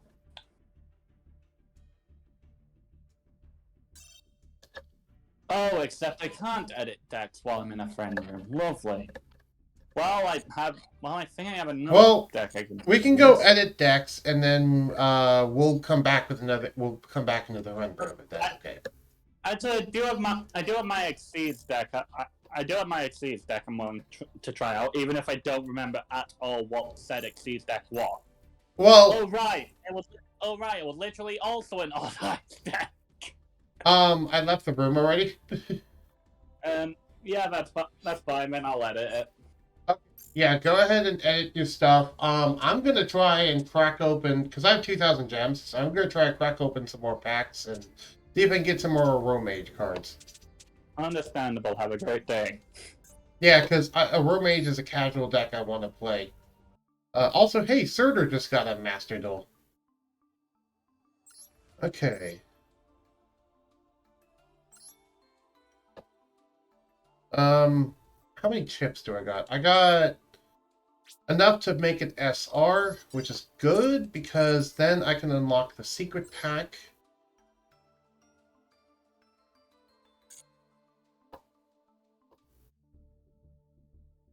which is I can unlock the secret pack with the Roam Mages. Cool. So, let's open up 10 packs. If you want to watch my stream while I do this, I don't mind, because I'm just going to be cracking open packs now. It's fine. I'm mostly just looking very much deck through the Icebreaker deck right now. Alright, did have some did put some pendulum cards in. I just didn't get them. Yep. More Guardian is good. More Roam Mage Herms. Yay. Do you have any idea what a Roam Mages do? No. Oh no, wait, I think I do. That mostly based around increasing your own life points, right? Increasing your load in life points, having more life points than your opponent, and they're all plants. Yes. Yeah. Cool. I'm getting a lot of Roam Mage stuff. Nice. Rainbow pack. Let's do this. I like going through the animations individually. Ooh, that's an SR. Nice. You are. Majestic Paladin, the Ascending Draco Slayer. I remember back when this thing used to be so busted. Because it's a generic, quote-unquote, generic level 4 that's just like, hey, when this XYZ summon, add a pendulum from your deck to your hand during the end phase. And also, once per turn, you can detach one card from the special one Draco Slayer pendulum from your extra deck. But it cannot be used as material for an XYZ summon. So it's like, oh hey, it's just like, you summon that one powerful Draco Slayer, and then summon this, and then get a search in the end phase, and then also summon that one thing back from the extra deck, and then you use it to summon another powerful Draco Slayer. Back when a lot of the Draco Slayers weren't banned. And pendulums were still in their heyday of really powerful. Did you ever play back in Master Rule 3? No. I miss Master Rule 3, because that was back when you weren't limited on how you can pendulum summon monsters, in terms of, like, you could pendulum summon any amount from your extra deck. Instead of just being only ones that Link monsters point to. That was back before Link monsters existed. Ooh, an SR. Oh, hi, Athena.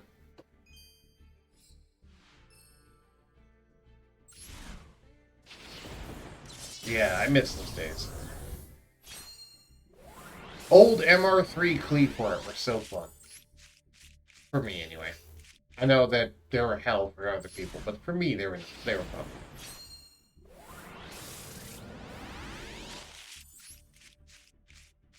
Alright, I've shrunken the deck down a bit now. Now I'm just gonna try and put in a few pendulum cards to help me get all of the ice barrier monsters out. But I was mostly focusing on getting tuners. Even though so many of the ice barrier cards are tuners.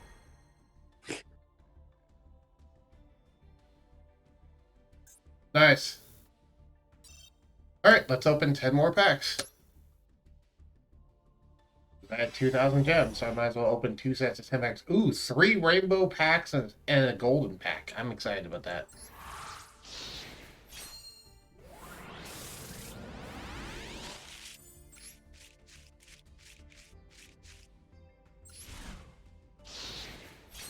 I have a bad habit of not uncrafting URs that I will never use. Just because it's like, oh hey, these are cards that are cool in their archetype. But it's like, when are you ever going to use that archetype?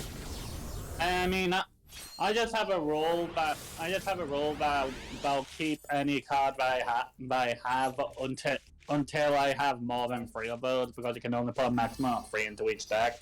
Right. You know, on the off chance I eventually decide, you know what, I totally want to use this level 1 monster with 0 attack points and 0 defense points. You know what, I totally want to have 3 Karibos. Right. Wow, I'm getting really lucky with the URs right now. But that's not giving me the UR I want, but it's just, you know, I'm getting a lot of URs. Nice, golden. Ah, nothing fancy. By the way, if you don't know, the different animations actually do have effects on the actual things. Mm-hmm. 2 SRs, cool.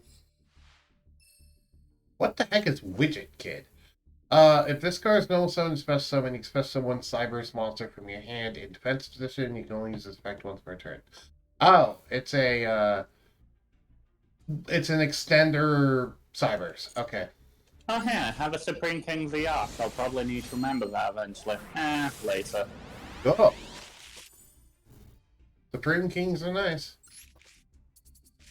2 SRs. Hey, Medolce and Jelly. If I ever care about Medolces, there we go. And Jelly is actually kind of hard to get. I'm really surprised that Angeli isn't a UR, given how powerful it is for Medolces. But then again, a lot of the Medolces aren't URs. Heroisk. Stop giving me Rickas. I appreciate the Rickas, but it's like, stop wasting all my URs on Rickas. I don't want Rickas. Rickas are suck. Rickard can frick us off.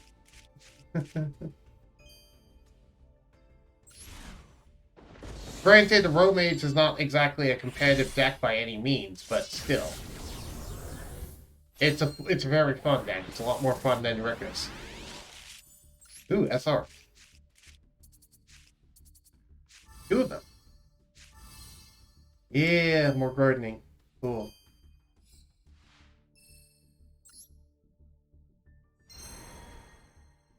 Alright. So I think I should have a lot more cards in my deck now, in terms of, like, the ones I was looking for. Let me see, what else do I need for a Romage? Edit.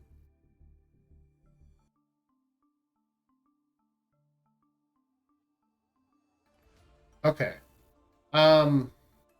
First off, let's dismantle extra cards.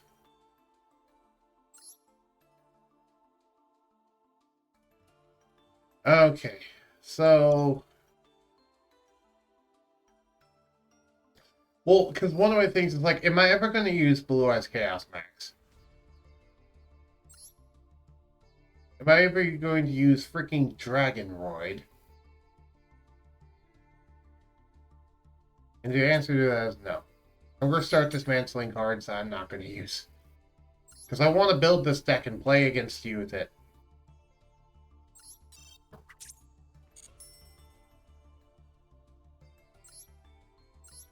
Does that give me a free pull?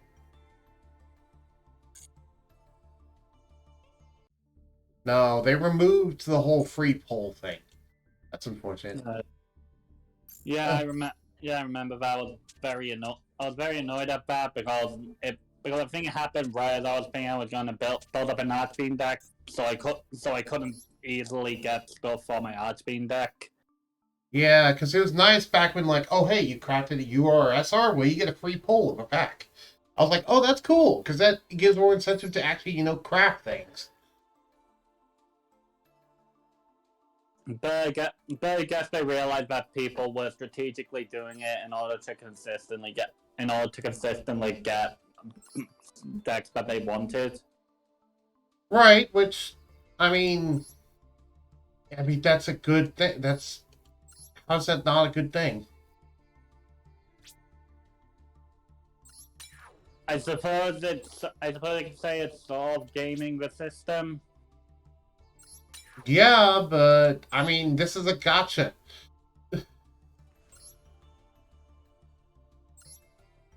So, if we can't game the system, that ruins a lot of the fun of a gotcha.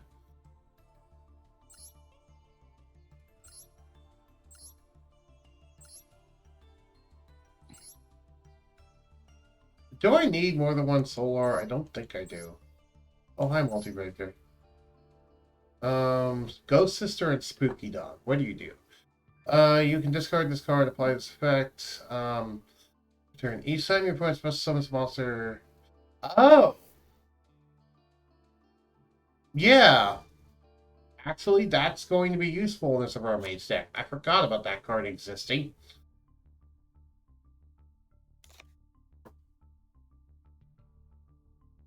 Do I already have... No, I do not yet. So...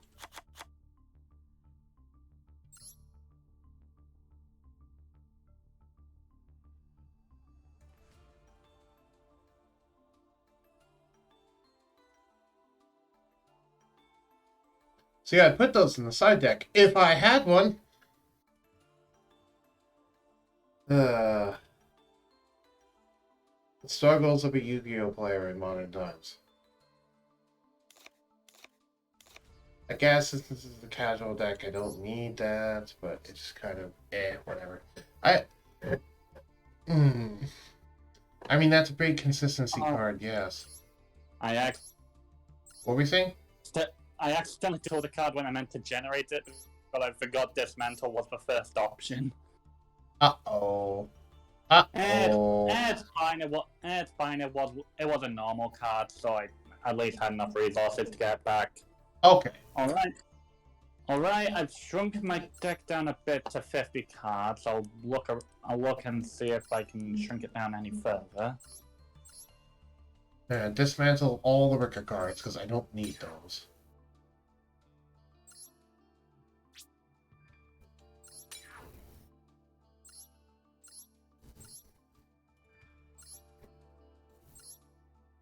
I find it weird that they allow you to generate cards. Well, I guess it doesn't.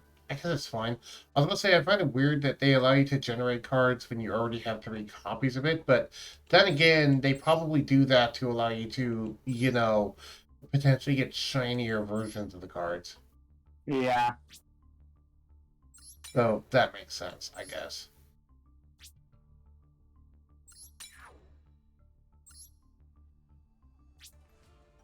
For people that actually care about having the super fancy shiny version of a card. Which, I will point that out.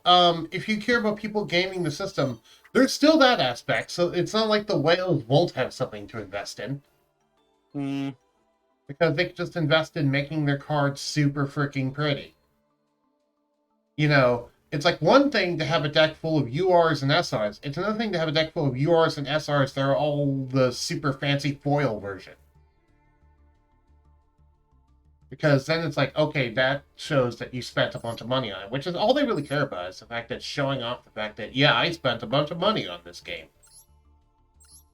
As some, status symbol.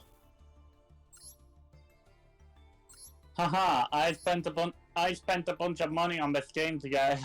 I spent a bunch of money on this game to get a bunch of superficial benefits. Haha. Because I have more money than I do brains.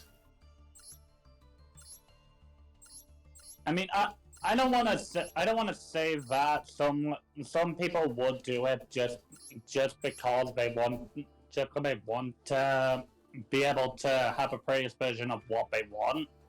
Like, I'm not going to shame whales for what they do, but we all have different interests. We all have different interests. We all have different things. We all have different interpretations of what's considered valuable. So I'm not gonna shame them for it. Yeah, and I'm not exactly trying to shame them for it. It's just more, I just don't understand. But I guess I kind of get it in a way, because it's like, if you got so much money, why not? If it's a hobby, as long as you personally value it, then I guess that's all that matters. Yeah, I thought while I was here, I might as well start up my dashboard work in progress. I literally only have one dashboard card. Well, I literally only have one dashboard free, and I don't have anything else. Well, Despot 3 is a really good card to start with. I would, you know what I would honestly advise that you do? Well, Just read the Despot main deck monsters effects. Just go ahead and do that, and then read the field spell effect. Yeah, just go ahead and do that while I'm doing this. mm-hmm.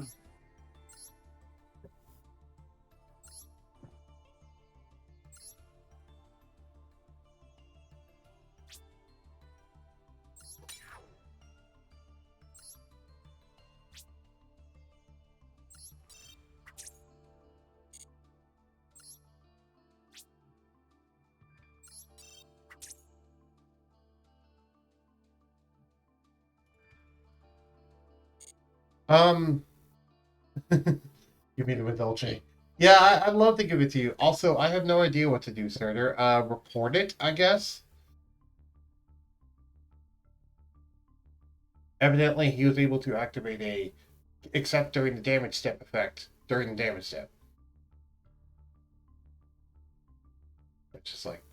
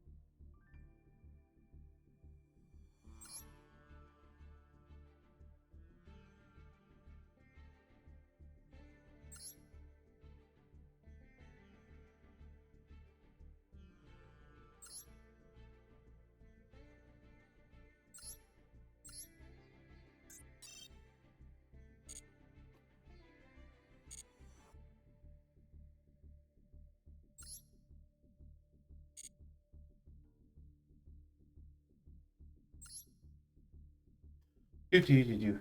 I will take this moment to go get more water. I'll be back.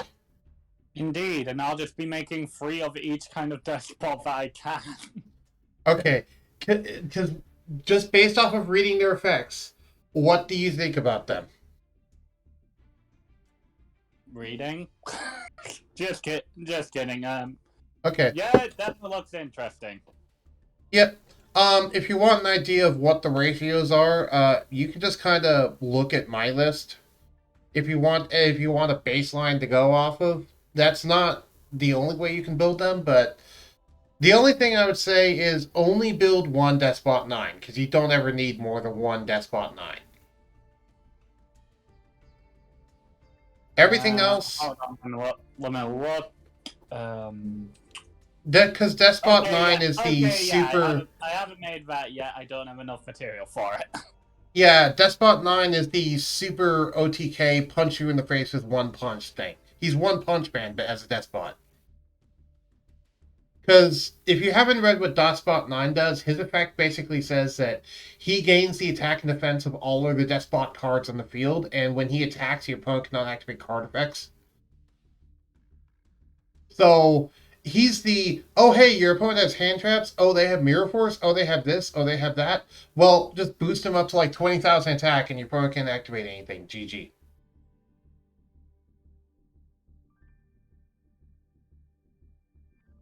That's its entire gimmick. Is when you need to hit the opponent really, really hard, and you want to make sure they can't respond. That's when you summon Despot 9. Otherwise, he's not that useful. So I only run one of him because we can always get him straight from the deck with Despot 3. Anywho, go grab water. I'll be back in a sec. Let's all get up, stretch your legs, all that.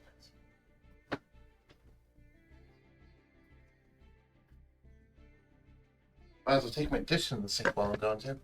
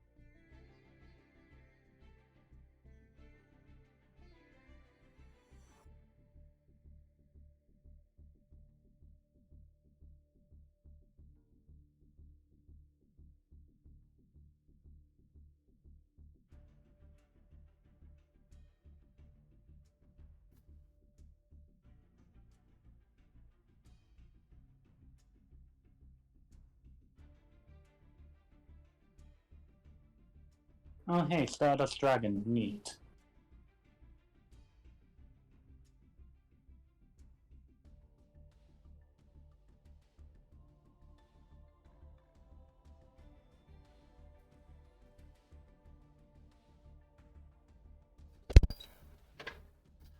I have returned.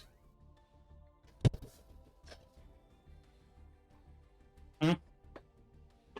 I said I have returned. Great.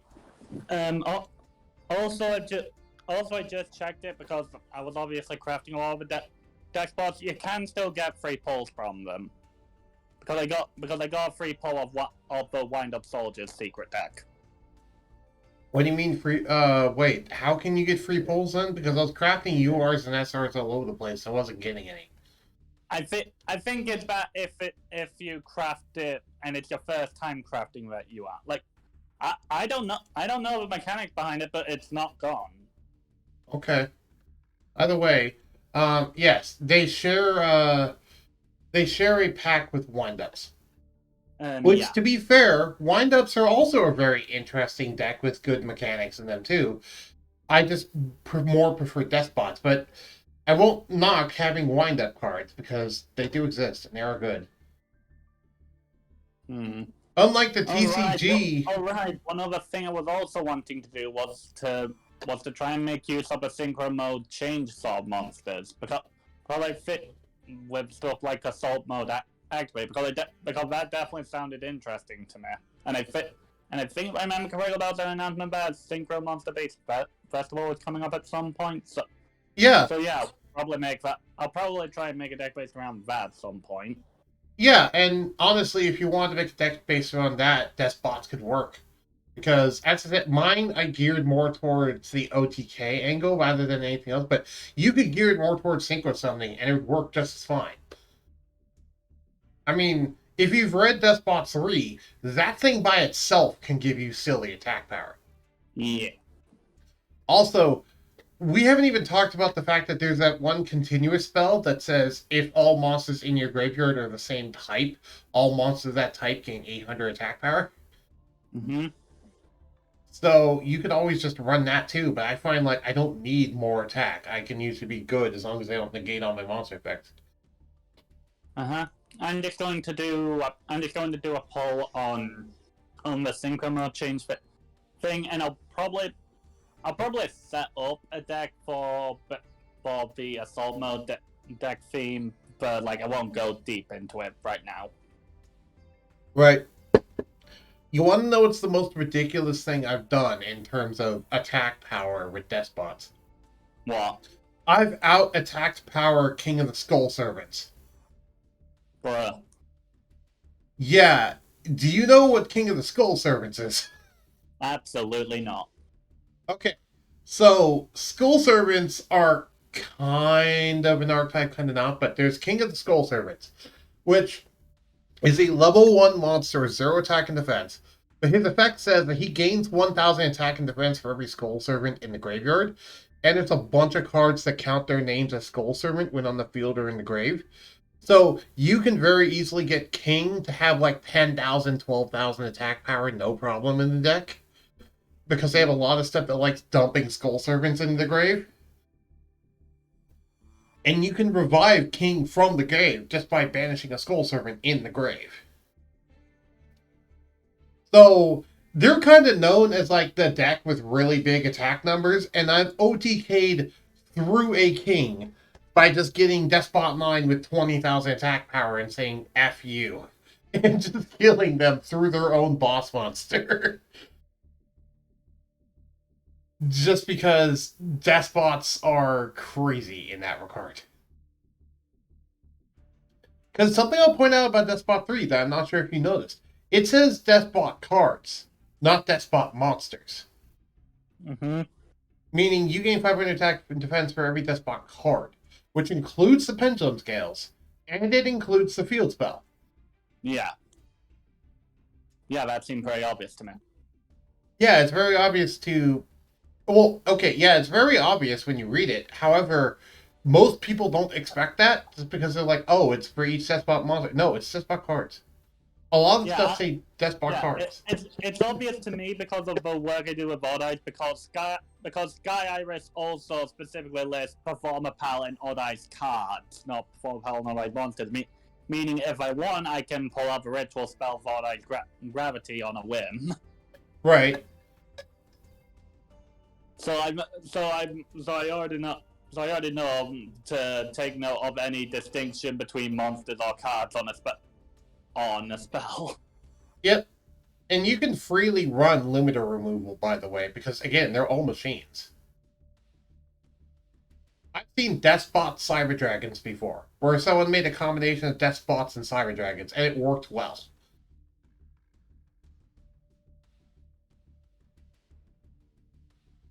So yeah, it's a very malleable archetype that can work with a lot of things. Oh no! Now I've run out of space for an additional deck. I mean, to be fair, how many of those decks that you currently have you actually use? None. It's pretty much like like over 50% of them are just structure decks. Yeah, which you could just delete those probably. Oh, so I can bring those back out any time. What do you wait, what do you mean? I'm meaning that in the deck selection there's an option for list of structure decks. I'm guessing that means I can just bring out the decks if I ever want to use them again. I have no idea. Let me check. I'm actually curious now. Let's do Power of the Dragon because I don't want this anymore because I don't care about Power of the Dragon. Delete deck. I'm checking where go. Deleting Power of the Dragon. List of structure decks. Yeah. You can just very easily add it in again. Ah, neat. Yep. So you can just delete all those things. Well, I'll still keep them around to at least help the menu feel more full. But I know I'm getting rid of if I ever decide, I want to make more. I want to make more decks that I'll never use because I'll die. Yep.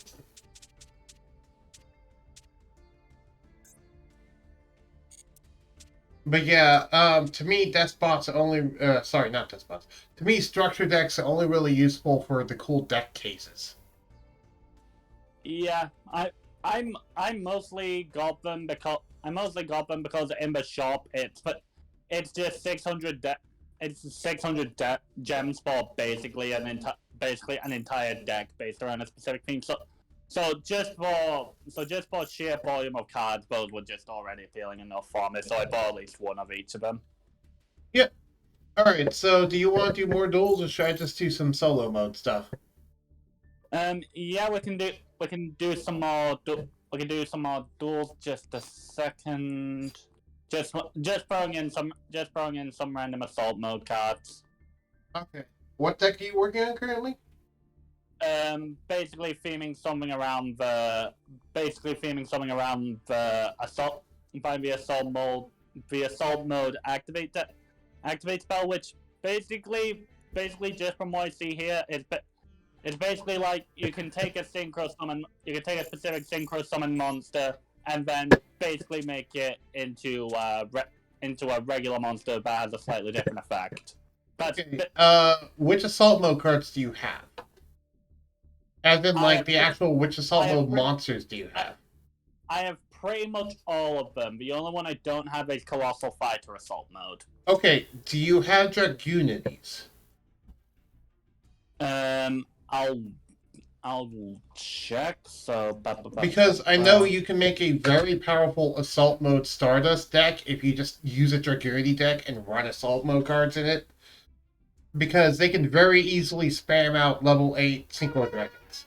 And they support dragons quite a bit, so they can just spam out level 8 Synchro Dragons very easily.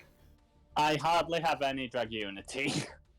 Okay. I have like 6 Dragunity cards. But I'll keep that in mind. I'll throw a couple of these into the deck as well, so I don't forget. Okay.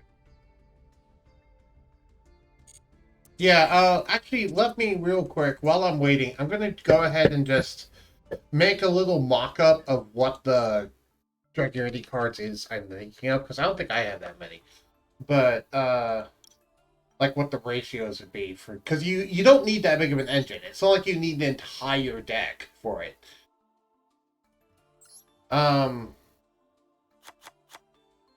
Here we go. So that's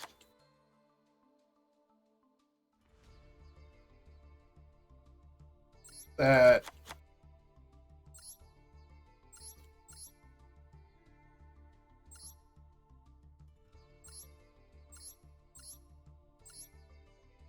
This is new.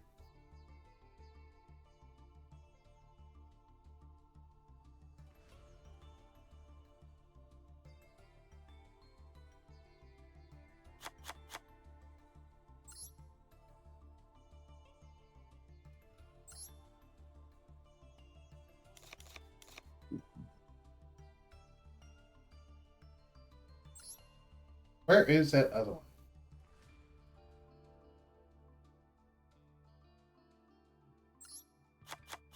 Yeah, because the actual combo I'm talking about can mostly be done with R cards in the Dragonies.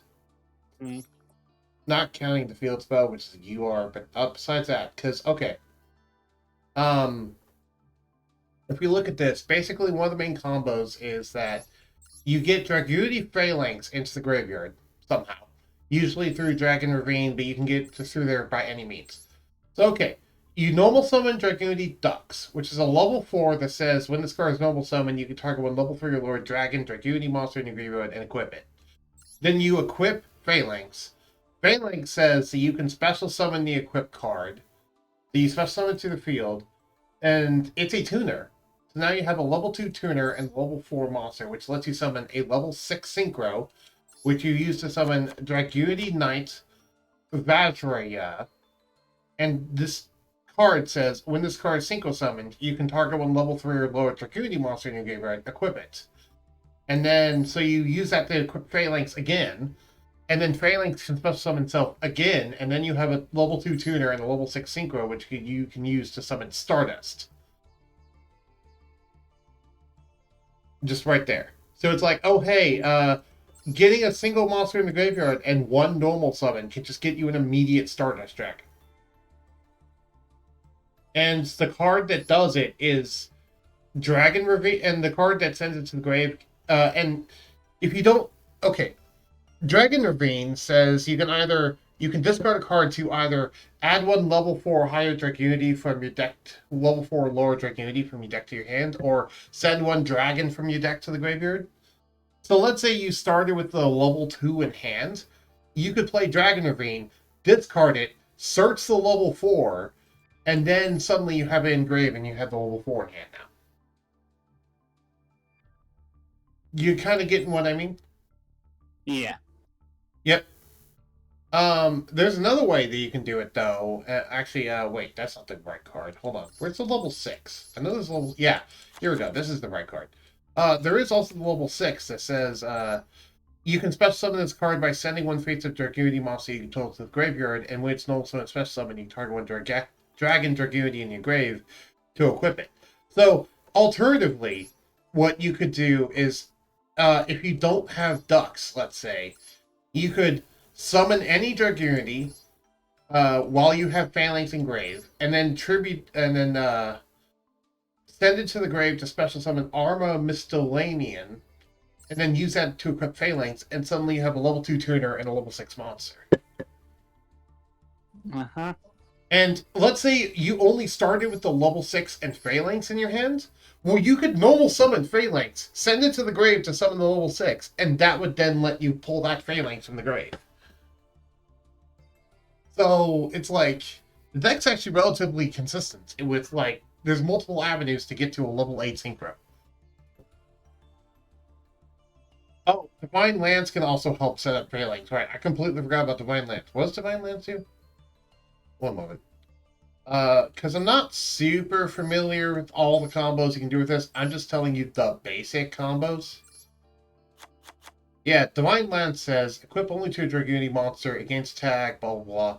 during your main phase, you can equip one Dragon-type Dragunity monster from your deck to the monster card as a quick play. So yeah, if you have Divine Lance plus either a level 6 or level 4 Dragunity, you could just equip Phalanx straight from the deck to it to do these combos as well. So yeah, that's because back before all the new Assault Mode cards came out, Dragunity Assault Mode was actually a tier 2.5 deck that was actually pretty good for a long time. Just because, I mean, just from the sound of that, just being able to very consistently get an Omni Negate on the board seems pretty good. Yeah. Yeah. Anyway, back to the handles. Right, still technically in the room. Yep. All right. But yeah, I just wanted to point that out. That is a thing, and I'll send you a screenshot of all the stuff I just talked about in your thing. Here. Besides that, though, yeah. I'm not gonna actually make that deck right now because I don't own any of those. But the majority of those cards are R, with a few SRs and the field spell is the only UR, and the field spell is not required. It just helps a lot. Yeah. So yeah, I'm not saying you have to do that, but I'm saying like that's an avenue that you could do if you wanted to do assault mode stuff. And again, that sounds interesting. yeah, and it can summon any level 8 synchro. It doesn't even need to be Stardust. It can summon any of them. So it can summon like Red Dragon Archfiend, for example, if you want Red Dragon Archfiend assault mode. Which I believe Surtur has a deck on Duel Links that does that, where it summons Red Dragon Archfiend assault mode with Dragunity stuff. Is that correct, Surtur? Wow, who would think a category of card labeled Drag Unity would unite a bunch of card decks based around dragons? I mean, when you put it that way, I just kind of feel dumb. I didn't mean to shame you, but I was just more thinking, wow, finally, one of the names for a category of monsters actually makes sense. rather than just randomly having some sort of cool real world word or just made up word at the start, because it just sounds cool. Right. Also, Surtur did bring up a good point that Psi Reflector alone can summon any level 8 synchro and get assault mode activate in the hand. Which is a assault mode hard. So you don't necessarily need Dragunities, but I mean, Psi Reflector exists. Also, yeah, for what Sir said, he believes, and I believe as well, that Stardust Assault Mode was the first reusable Omni Negate monster to exist. Assault Sentinel can summon Psi Reflector from the deck, and Psi Reflector is an emergency teleport target, and Assault Sentinel can be searched by Tanky. Actually, Psi Reflector can summon any level 6 to 9 generic synchro. Yeah. Sir was saying a bunch of stuff, because he knows the Assault Mode deck quite well. He runs a Duel Links version of it. Anywho, shall we duel? Indeed. Maybe with my new slightly smaller Ice Barrier deck, I'll be able to grab a win. Who knows? This will also be my first test drive of my Aromage deck in Master Duel, because I ran this deck back in Yugioh Pro, but I have not run this deck in Master Duel, so this will be my first test drive in Master Duel.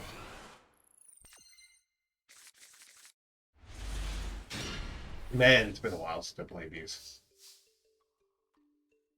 Okay, what do you do again? Okay.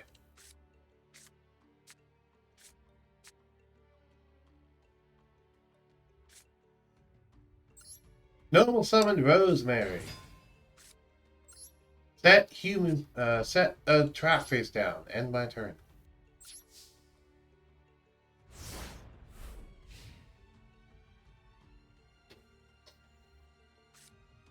Now the question is, are you going to bother to read, or are you just going to find out what the effects do? Well, when you put it like that, when your life points are higher, if a plant monster control attacks, your opponent can activate monster effects. If you gain life points higher, one face up monster and change power position.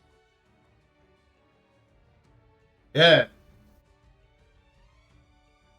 I just mentioned that because almost no one actually bothers to read what a Ro mages do, because they're like, oh, it's a bad deck, no one will read it. Like, oh, it's a bad deck, doesn't matter. I've seen Crystron players run Reflector. I forgot about that. No, I won't activate this yet. Alright.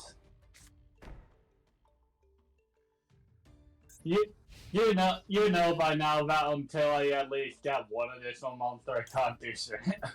Heck, even when I do have multiple monsters out, I can't do shit. Right.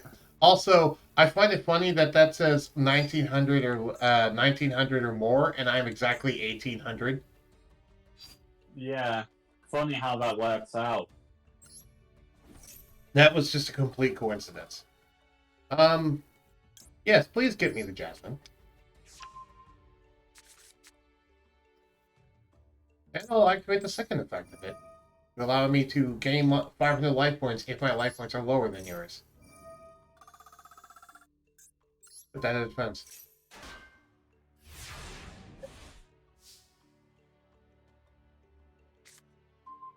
Oh, well, bugger off. I have the Metamorph card. I could have buffed myself up to 18,000 attack points. But now you can destroy it anyway, so alas. Yep. Evil Thor. Activate the effect of Evil Thor.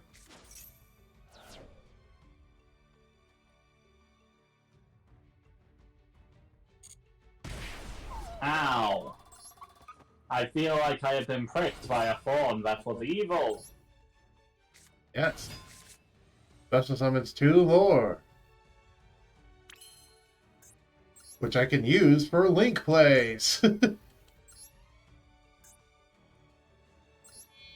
Oh, summon my link monster.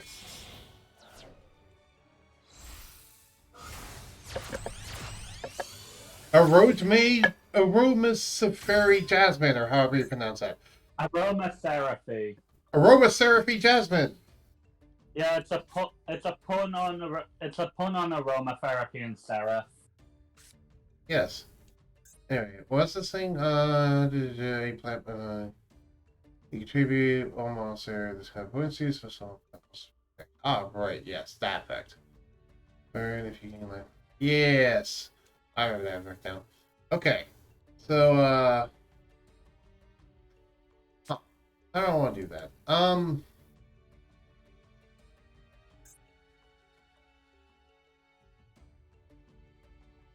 Yeah. Yeah, no, I will do this. So, gain 500 life points.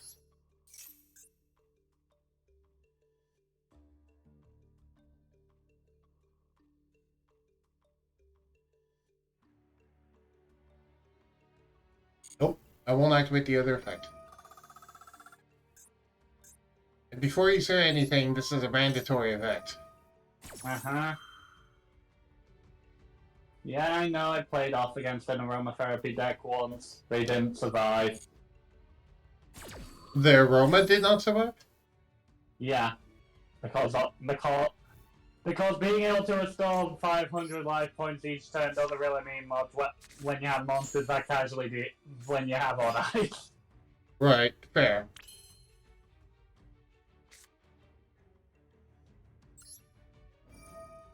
Laurel.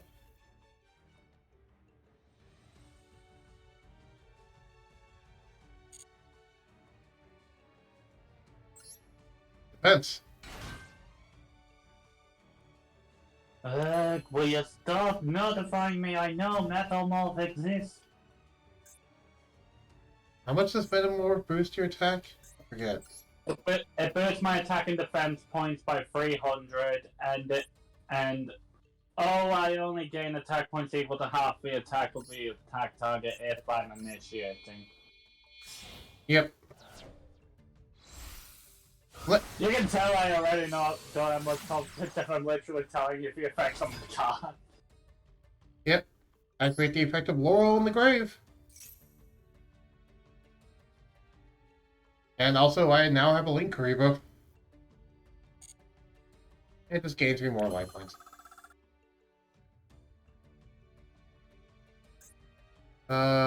Do this card is in your graveyard.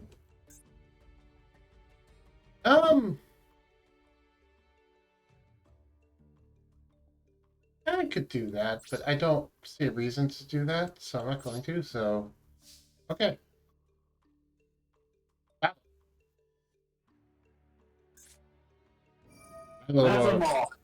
Metalmorph, finally stop pestering me. I don't care if it's wasting you, I'm sick of you already. Attack!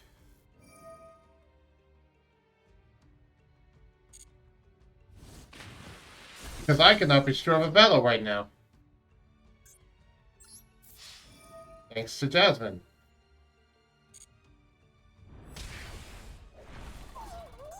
Yeah, like, unless I get the pendulum cards that I have specifically put into this deck, I don't feel like I have the patience for this. Hello, Grocheck. I believe I am connecting with the heart of the cards quite well right now. Yeah, because basically, like, Ice barrier cards are built around having more than one Ice Barrier card out, but like with normal summoning, you can only summon one at a time, and like so many other decks allow you to summon more than one thing per turn. So other decks can easily just whittle you back down to nothing again. Right. Without pendulum, I'm fucked. Effectively, yes.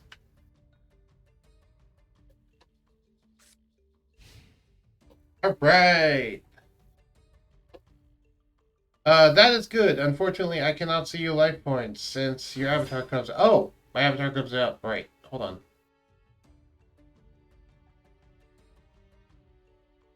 There we go. I moved us so we're not covering my life points anymore.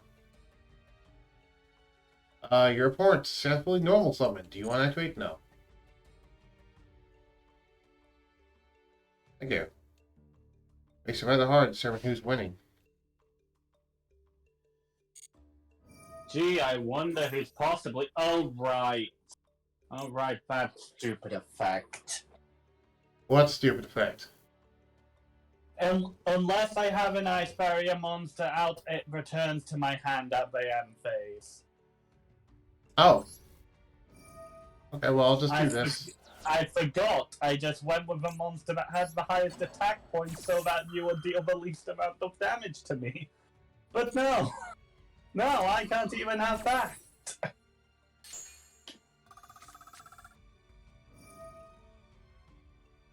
Sadly, I need to now target myself.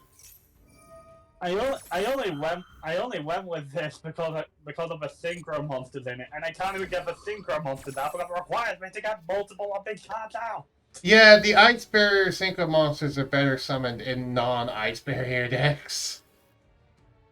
Which sucks because you think the whole point of these decks will be using them. Yep. I want to let you know that I have started trying to debug the mod. I am working very meticulously, so it may take a few days to finish since I can only do this around my work. That's fine. Go ahead. Oh, hey, I actually drew my field spell. Nice.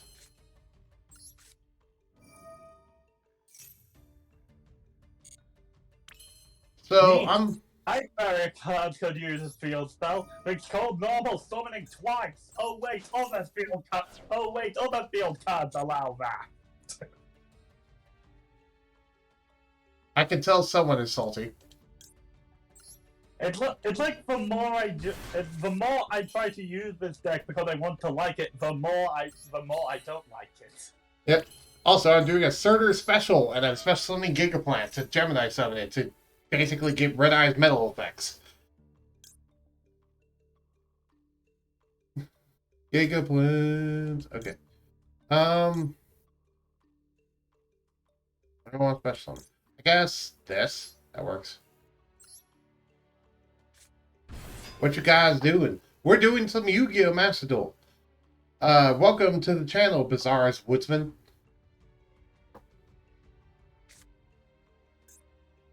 Welcome to the slaughter. I don't know if I'd necessarily call this a slaughter, but sure. We have a best 2 out of 3. Don't lose hope yet.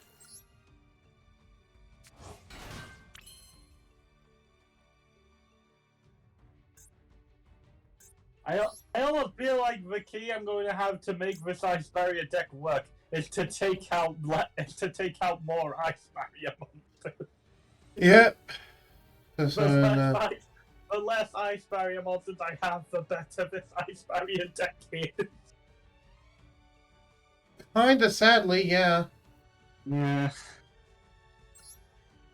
Oh, hey, I get to actually summon something I've never summoned before. Damn, you being able to summon. Wish I could relate. Synchro Summon. Paralysis. Empress of Blossoms. Activate her effect. Allowing me special summon back out this thing from my grave that I used as material. It depends, but still. Then activate my field spell.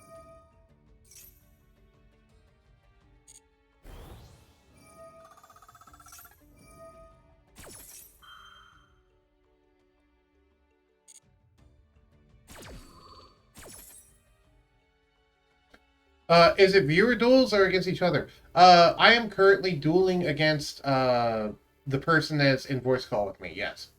Yeah. But... he just hopped in and wanted to duel, and I'm cool with that. So, yeah, you want me to just finish you off now? Or do you want me to give you more turns? Go ahead. Okay. This doesn't happen nearly as often with my old ice deck. In Hearthstone terms, it is an honorable kill. Indeed. Because in Hearthstone, if you kill someone with the exact amount of points required, then it counts as an honorable kill. He is also basically just going, thank you for not going overkill. I am never using this team deck again.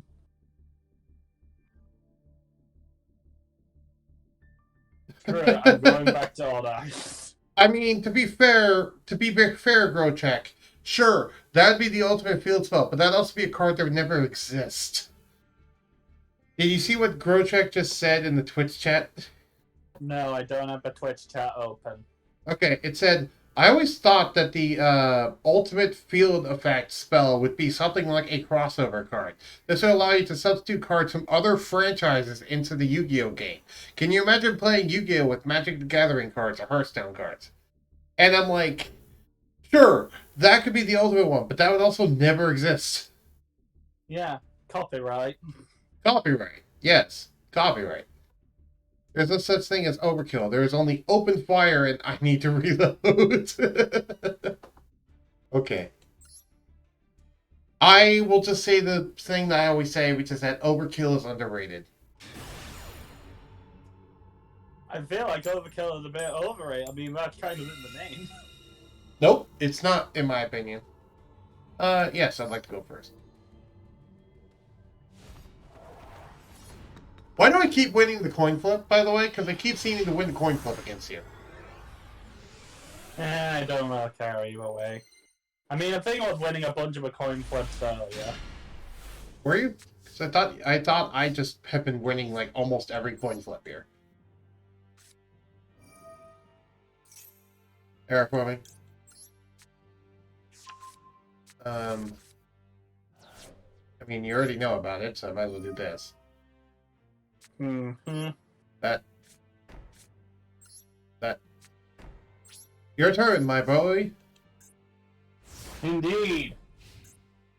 And now that I actually have a good deck out, prepare yourself for ruin.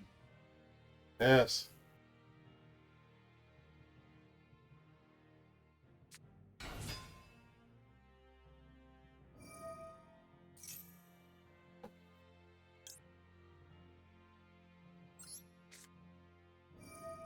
Search.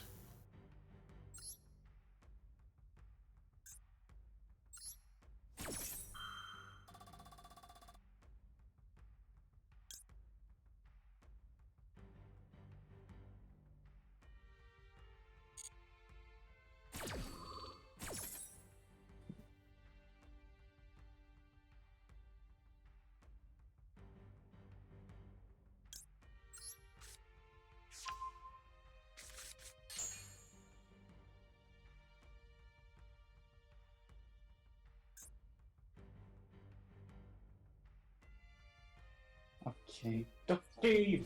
Go.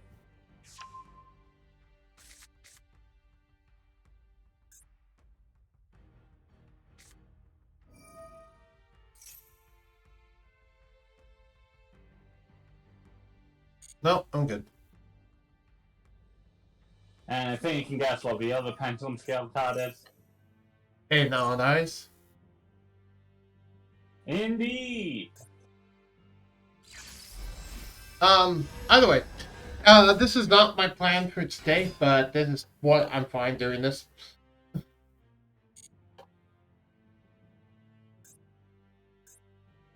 Okay, but now I'll just go ahead and try and get a good hit in. Okay. How much can I do this thing?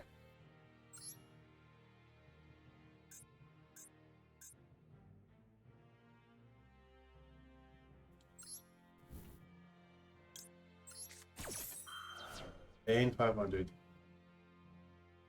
And then also, yeah, activate this effect too.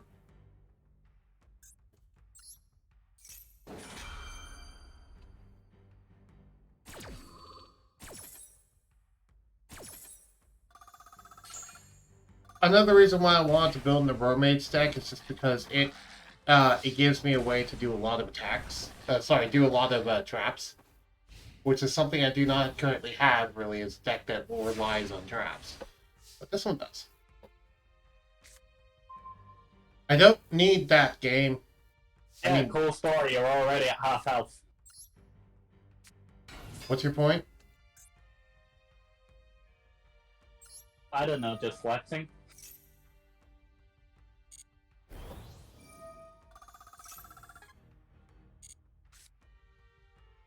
Oh, hi. That's actually a pretty good card. So, yeah, okay. I can do this. A1000, special summon a Mermaid from my grave.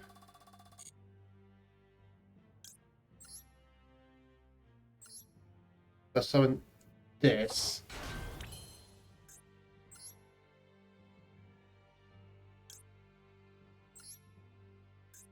Summon. Summon. Link summon.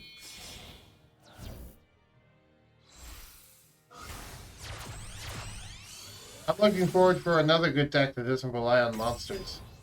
Oh, you mean like spell books? We saw how well that turned out. Oh, there's the Exodia deck. I guess, yeah, an Exodia deck is a deck that doesn't rely on monsters. I mean, technically, because the cards are considered monsters, I suppose technically it does. I mean, depends on how you look at it, I guess.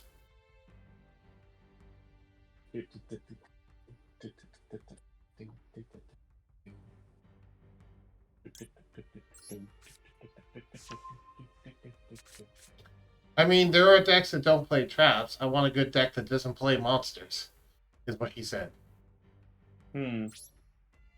There's Chain Burn. You could look at Chain Burn.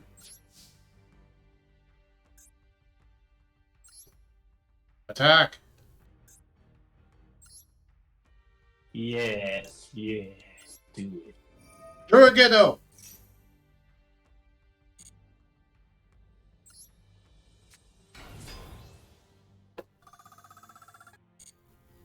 Yes, do it.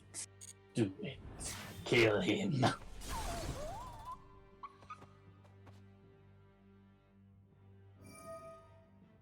Okay, and what does that do?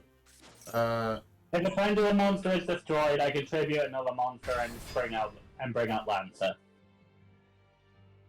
Okay. Alright. That's fine by me.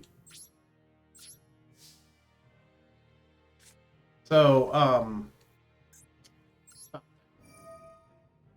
Yugioh, go away, you're no longer useful.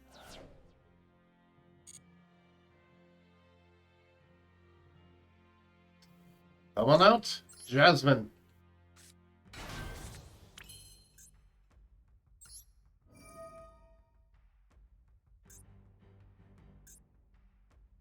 Activate that effect.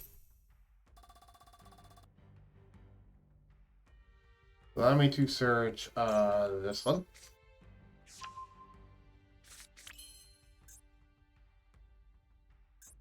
Hold on,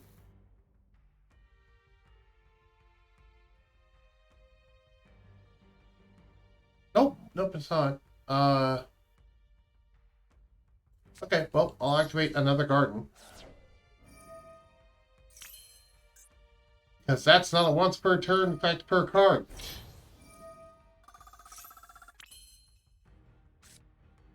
Oh, hi, that's a really good effect. That'll be good for the next turn. I don't need that right now. I'll go ahead and end my turn. Okay. Me going second. Battle phase. Opponent. Screw evenly matched. Leaves. Me. When Yugioh in hand. What?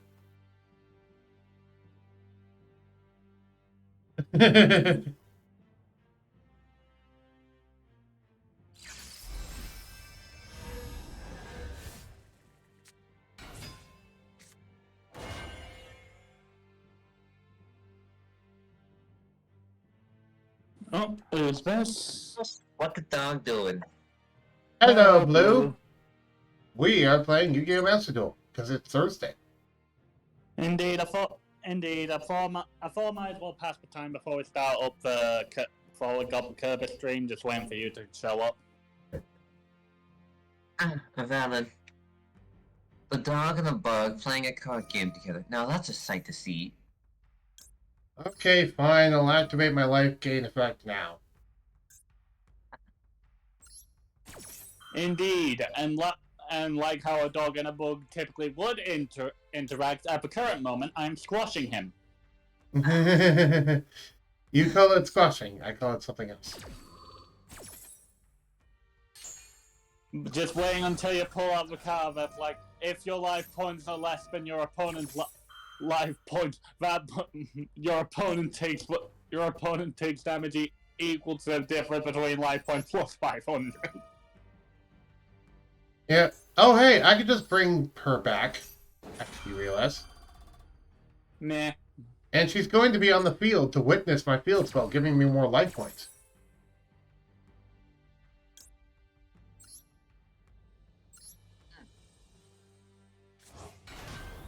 So she's back. And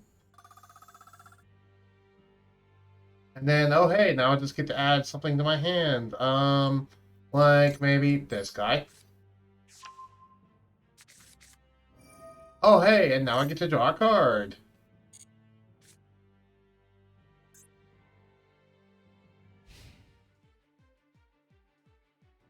No.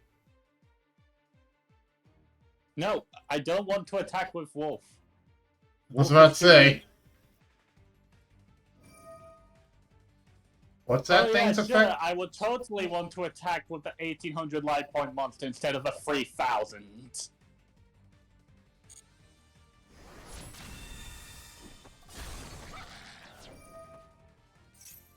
Sure, make me gain even more life points. And also, Marajam says hi. Major Ram. Hello, Major Ram. Marjoram says hi. Hello, Margaret. Margaret, would you like some tea? I'll go ahead and banish that. I don't even remember what you just banished. Wasn't it? It was called Smashing Ground. I had this game. It's not like I was gonna be able to bring it back out there anyway. Oh well. Hello, Darth Charin. Nice to see you. Don't need anything. I mean, one of those would be nice, but I can get one of them from the graves. I don't necessarily even need that. So, uh, nah, I'm fine. Oh wait, I have one already. Right. What am I doing? I'm just being dumb. Oh, and I just drew that. That's cool. So you mentioned how I don't have that much life points. Look, I'm closing the gap pretty quick. Indeed. That only means I can pummel you to death even more. Okay, so this thing only gives me double summon if I do that. That's good to know. Can I get to more life points than you in this turn? That is the question. Let's see. So 500. You need to activate 3 or more of the gain life points effects. Because each of those is gain 500. Except I have one that can gain me a large bunch currently in my hand. Yes, I have one that can gain me a large bunch currently in my hand. Gave me life points equal to its attack power. Man, this is all fun and games until I whip out Odd-Eyed Gravity. Sure, but you don't have Odd-Eyes Gravity, and I might clear your board this turn. Indeed, I do not, and knowing my luck, I probably won't unless I get Sky High Race. Why'd I draw you? I don't want you in my hand. I just drew the Gigaplant in my hand. Activate this thing's effect now that I have more life points. Base up defense. Special summon this thing now that I have more life points. How'd that happen? And then, do I want to do this? I have 2 normal summons, right? I have not used a normal summon, right? I'm pretty sure I have not. Yeah, I have not. Yes.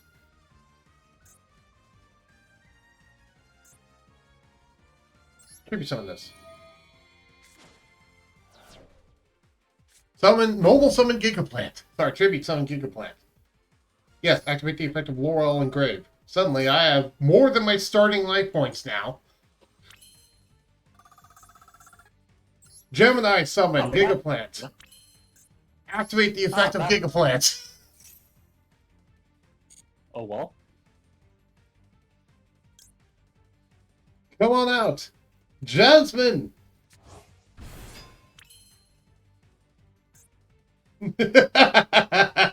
Congratulations, none of them are strong enough to take down Odd-Eyed Lancer, though. Oh, I'm not done. Secret weapon! Synchro summon! Come on out! Ancient Sacred Wyvern! Sounds like a Yu-Gi-Oh game. It's almost like it is a Yu-Gi-Oh game. Now I have enough to beat you. Is that so? Well, how about you test that? I mean, what could you do to stop it? Well... Well, how about you test it and find out?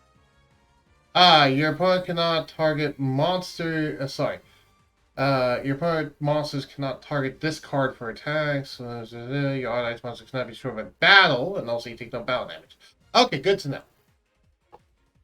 I did read that. Oh, right, as well. I was thinking about Odd-Eyed Lancer's effect. I totally forgot I had her out. Yes. What's Odd-Eyes Lancer's effect? If this card attacks... That's only if it attacks. If it would be destroyed, you can destroy one other one. Yeah. No, I know about that one. Yeah, and if you were to trigger that effect, I would destroy Odd-Eyed's Persona, which will then trigger Odd-Eyed's Archpendulum, which will then allow me to summon another Odd-Eyed's out. Okay. What's the limits on this one? This one, Aroma. Okay, what aromas do I have in my grave? I have Angelica. That dip me below, though, is the thing. But actually, does that matter? I don't think that matters. Actually. Yeah. Special summon an aroma from the grave.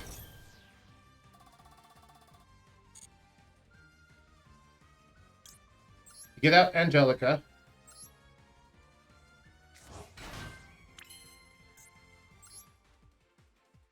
Synchro. What does this do? Point it.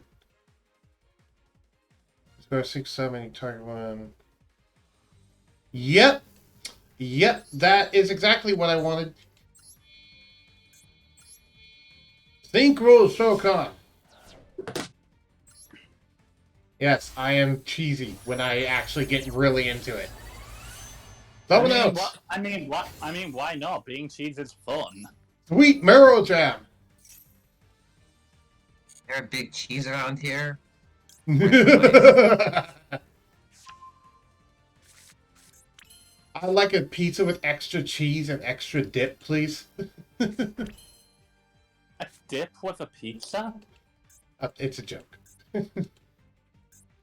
And guess what? I have not activated my field spell yet. Yep, so now even more life points. And I get to destroy a card on the field. Goodbye, Arc Pendulum.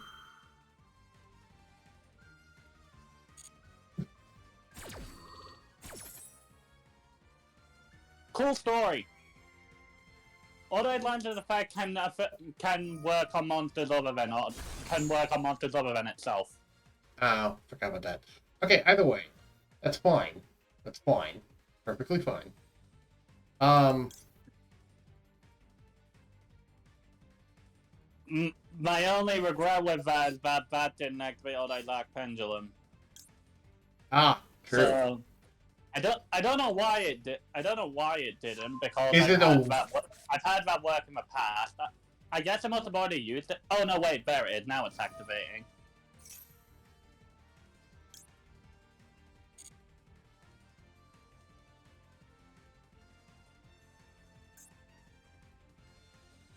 Yeah, Gemini was the one that suggested that I put Ancient Sacred Wyvern in here.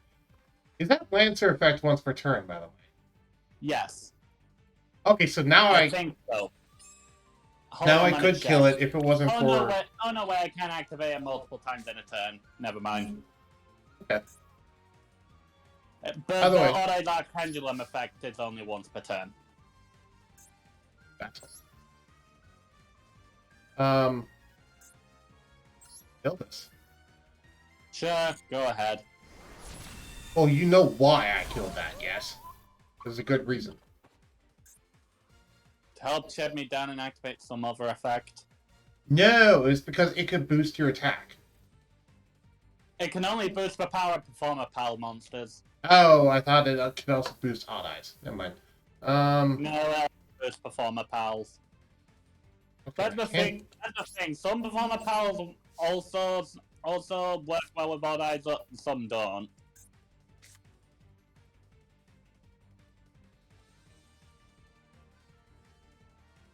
Okay, well, I will end my turn. Alright, what's my next card gonna be? Your move. What can you do? Oh, that's fortunate.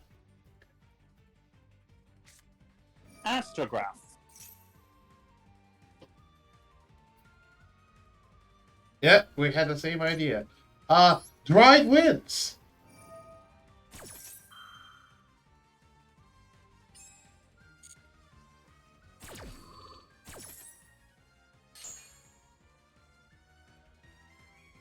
What was that?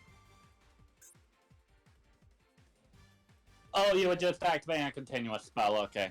I was very confused, like, with the way you were saying that, I thought it was going to be something that would negatively impact me, but no, you were just putting up a continuous trap, so you didn't have to deal with the notification. Okay. If you think it won't negatively impact you, then okay. When have I ever faced consequences for my actions while playing Yu-Gi-Oh? Right. That has never happened in the history of ever. So, allow me to send an Arrow Mage from, sorry, allow me to target a plant monster in my graveyard and shuffle it back into my deck. Oh, wow, I am running out of time. Yeah, I get it. Jeez. Haha, you fool. That was my plan the whole time. Make you exhaust your turn.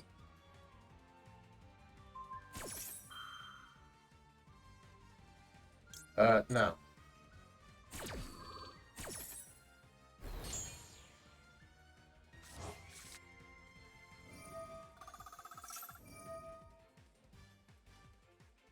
Okay, well, destroy that now.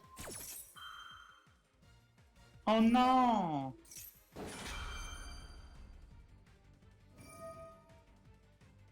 And, destroy that now.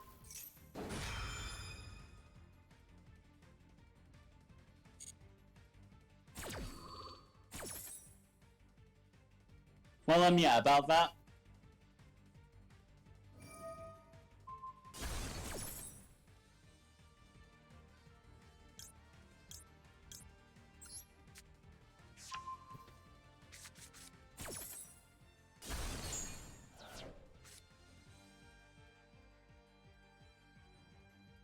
And who said Arrow Mages can't get advantage?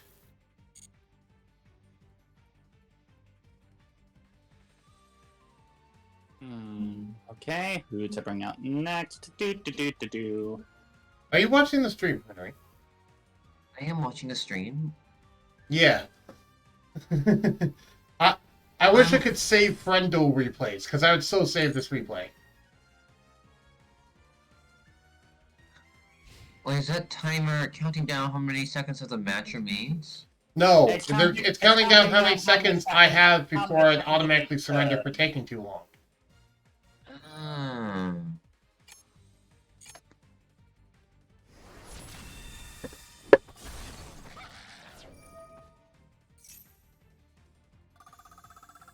Thank you for giving me more life points. No problemo.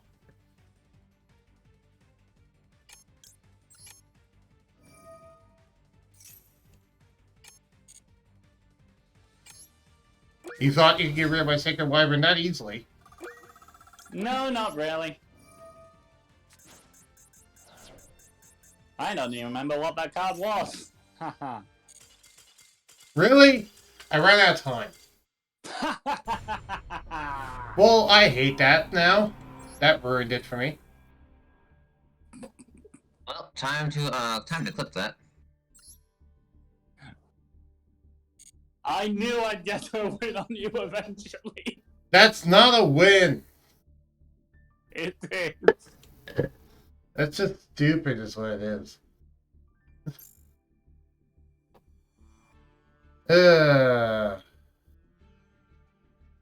Okay, after that, I need to go make some lunch because that left a very sour taste in my mouth. Alright. Blue, when are you thinking we're gonna start the Kirby on Forgotten Land stream? Very soon. I need to restart my computer for updates. Alright, I'll And- get myself ready for that then. Okay. Yeah, we're probably gonna start very soon. I'm gonna go back up a Kickstarter thing that's really cool. Okie doke. So I'll just switch off. I'll set my telly off, and I'll just do some other stuff, and I can get back up here for the stream. Alright, I'm about to leave you guys to go? the Where, Duel. where the clips go on your server again? Alright, I'll be back. Okay. Take care. As I try to figure out where on earth. Funny. I mean, you know, sure. Gruntal noises. Roar.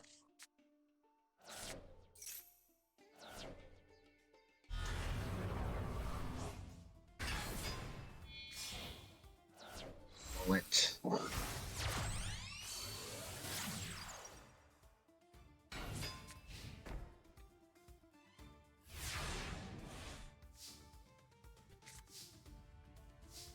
I've never actually gone a win by losing someone else's time limit before.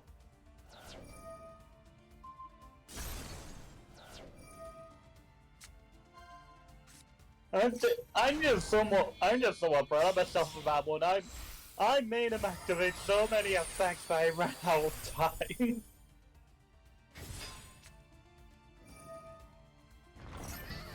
Wow, I can't believe time was the worst enemy.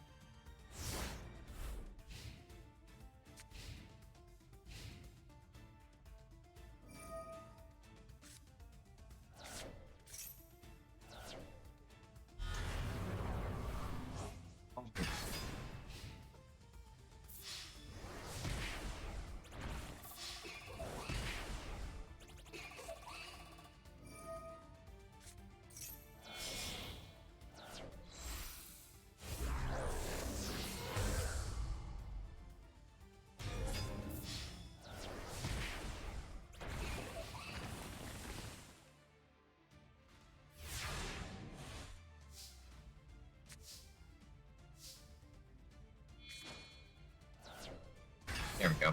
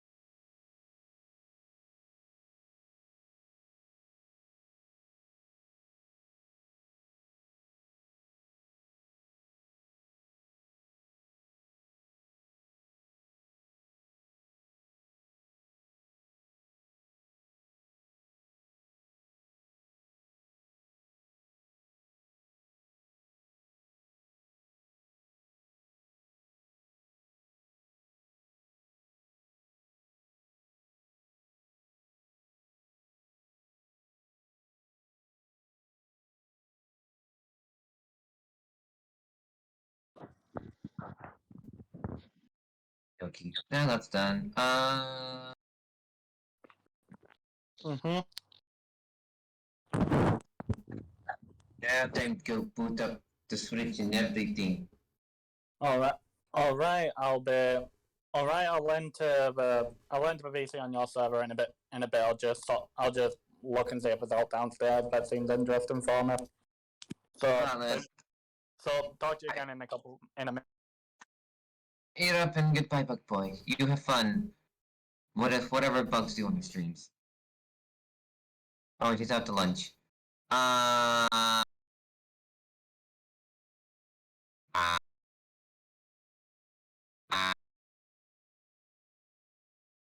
time to BRB. Who?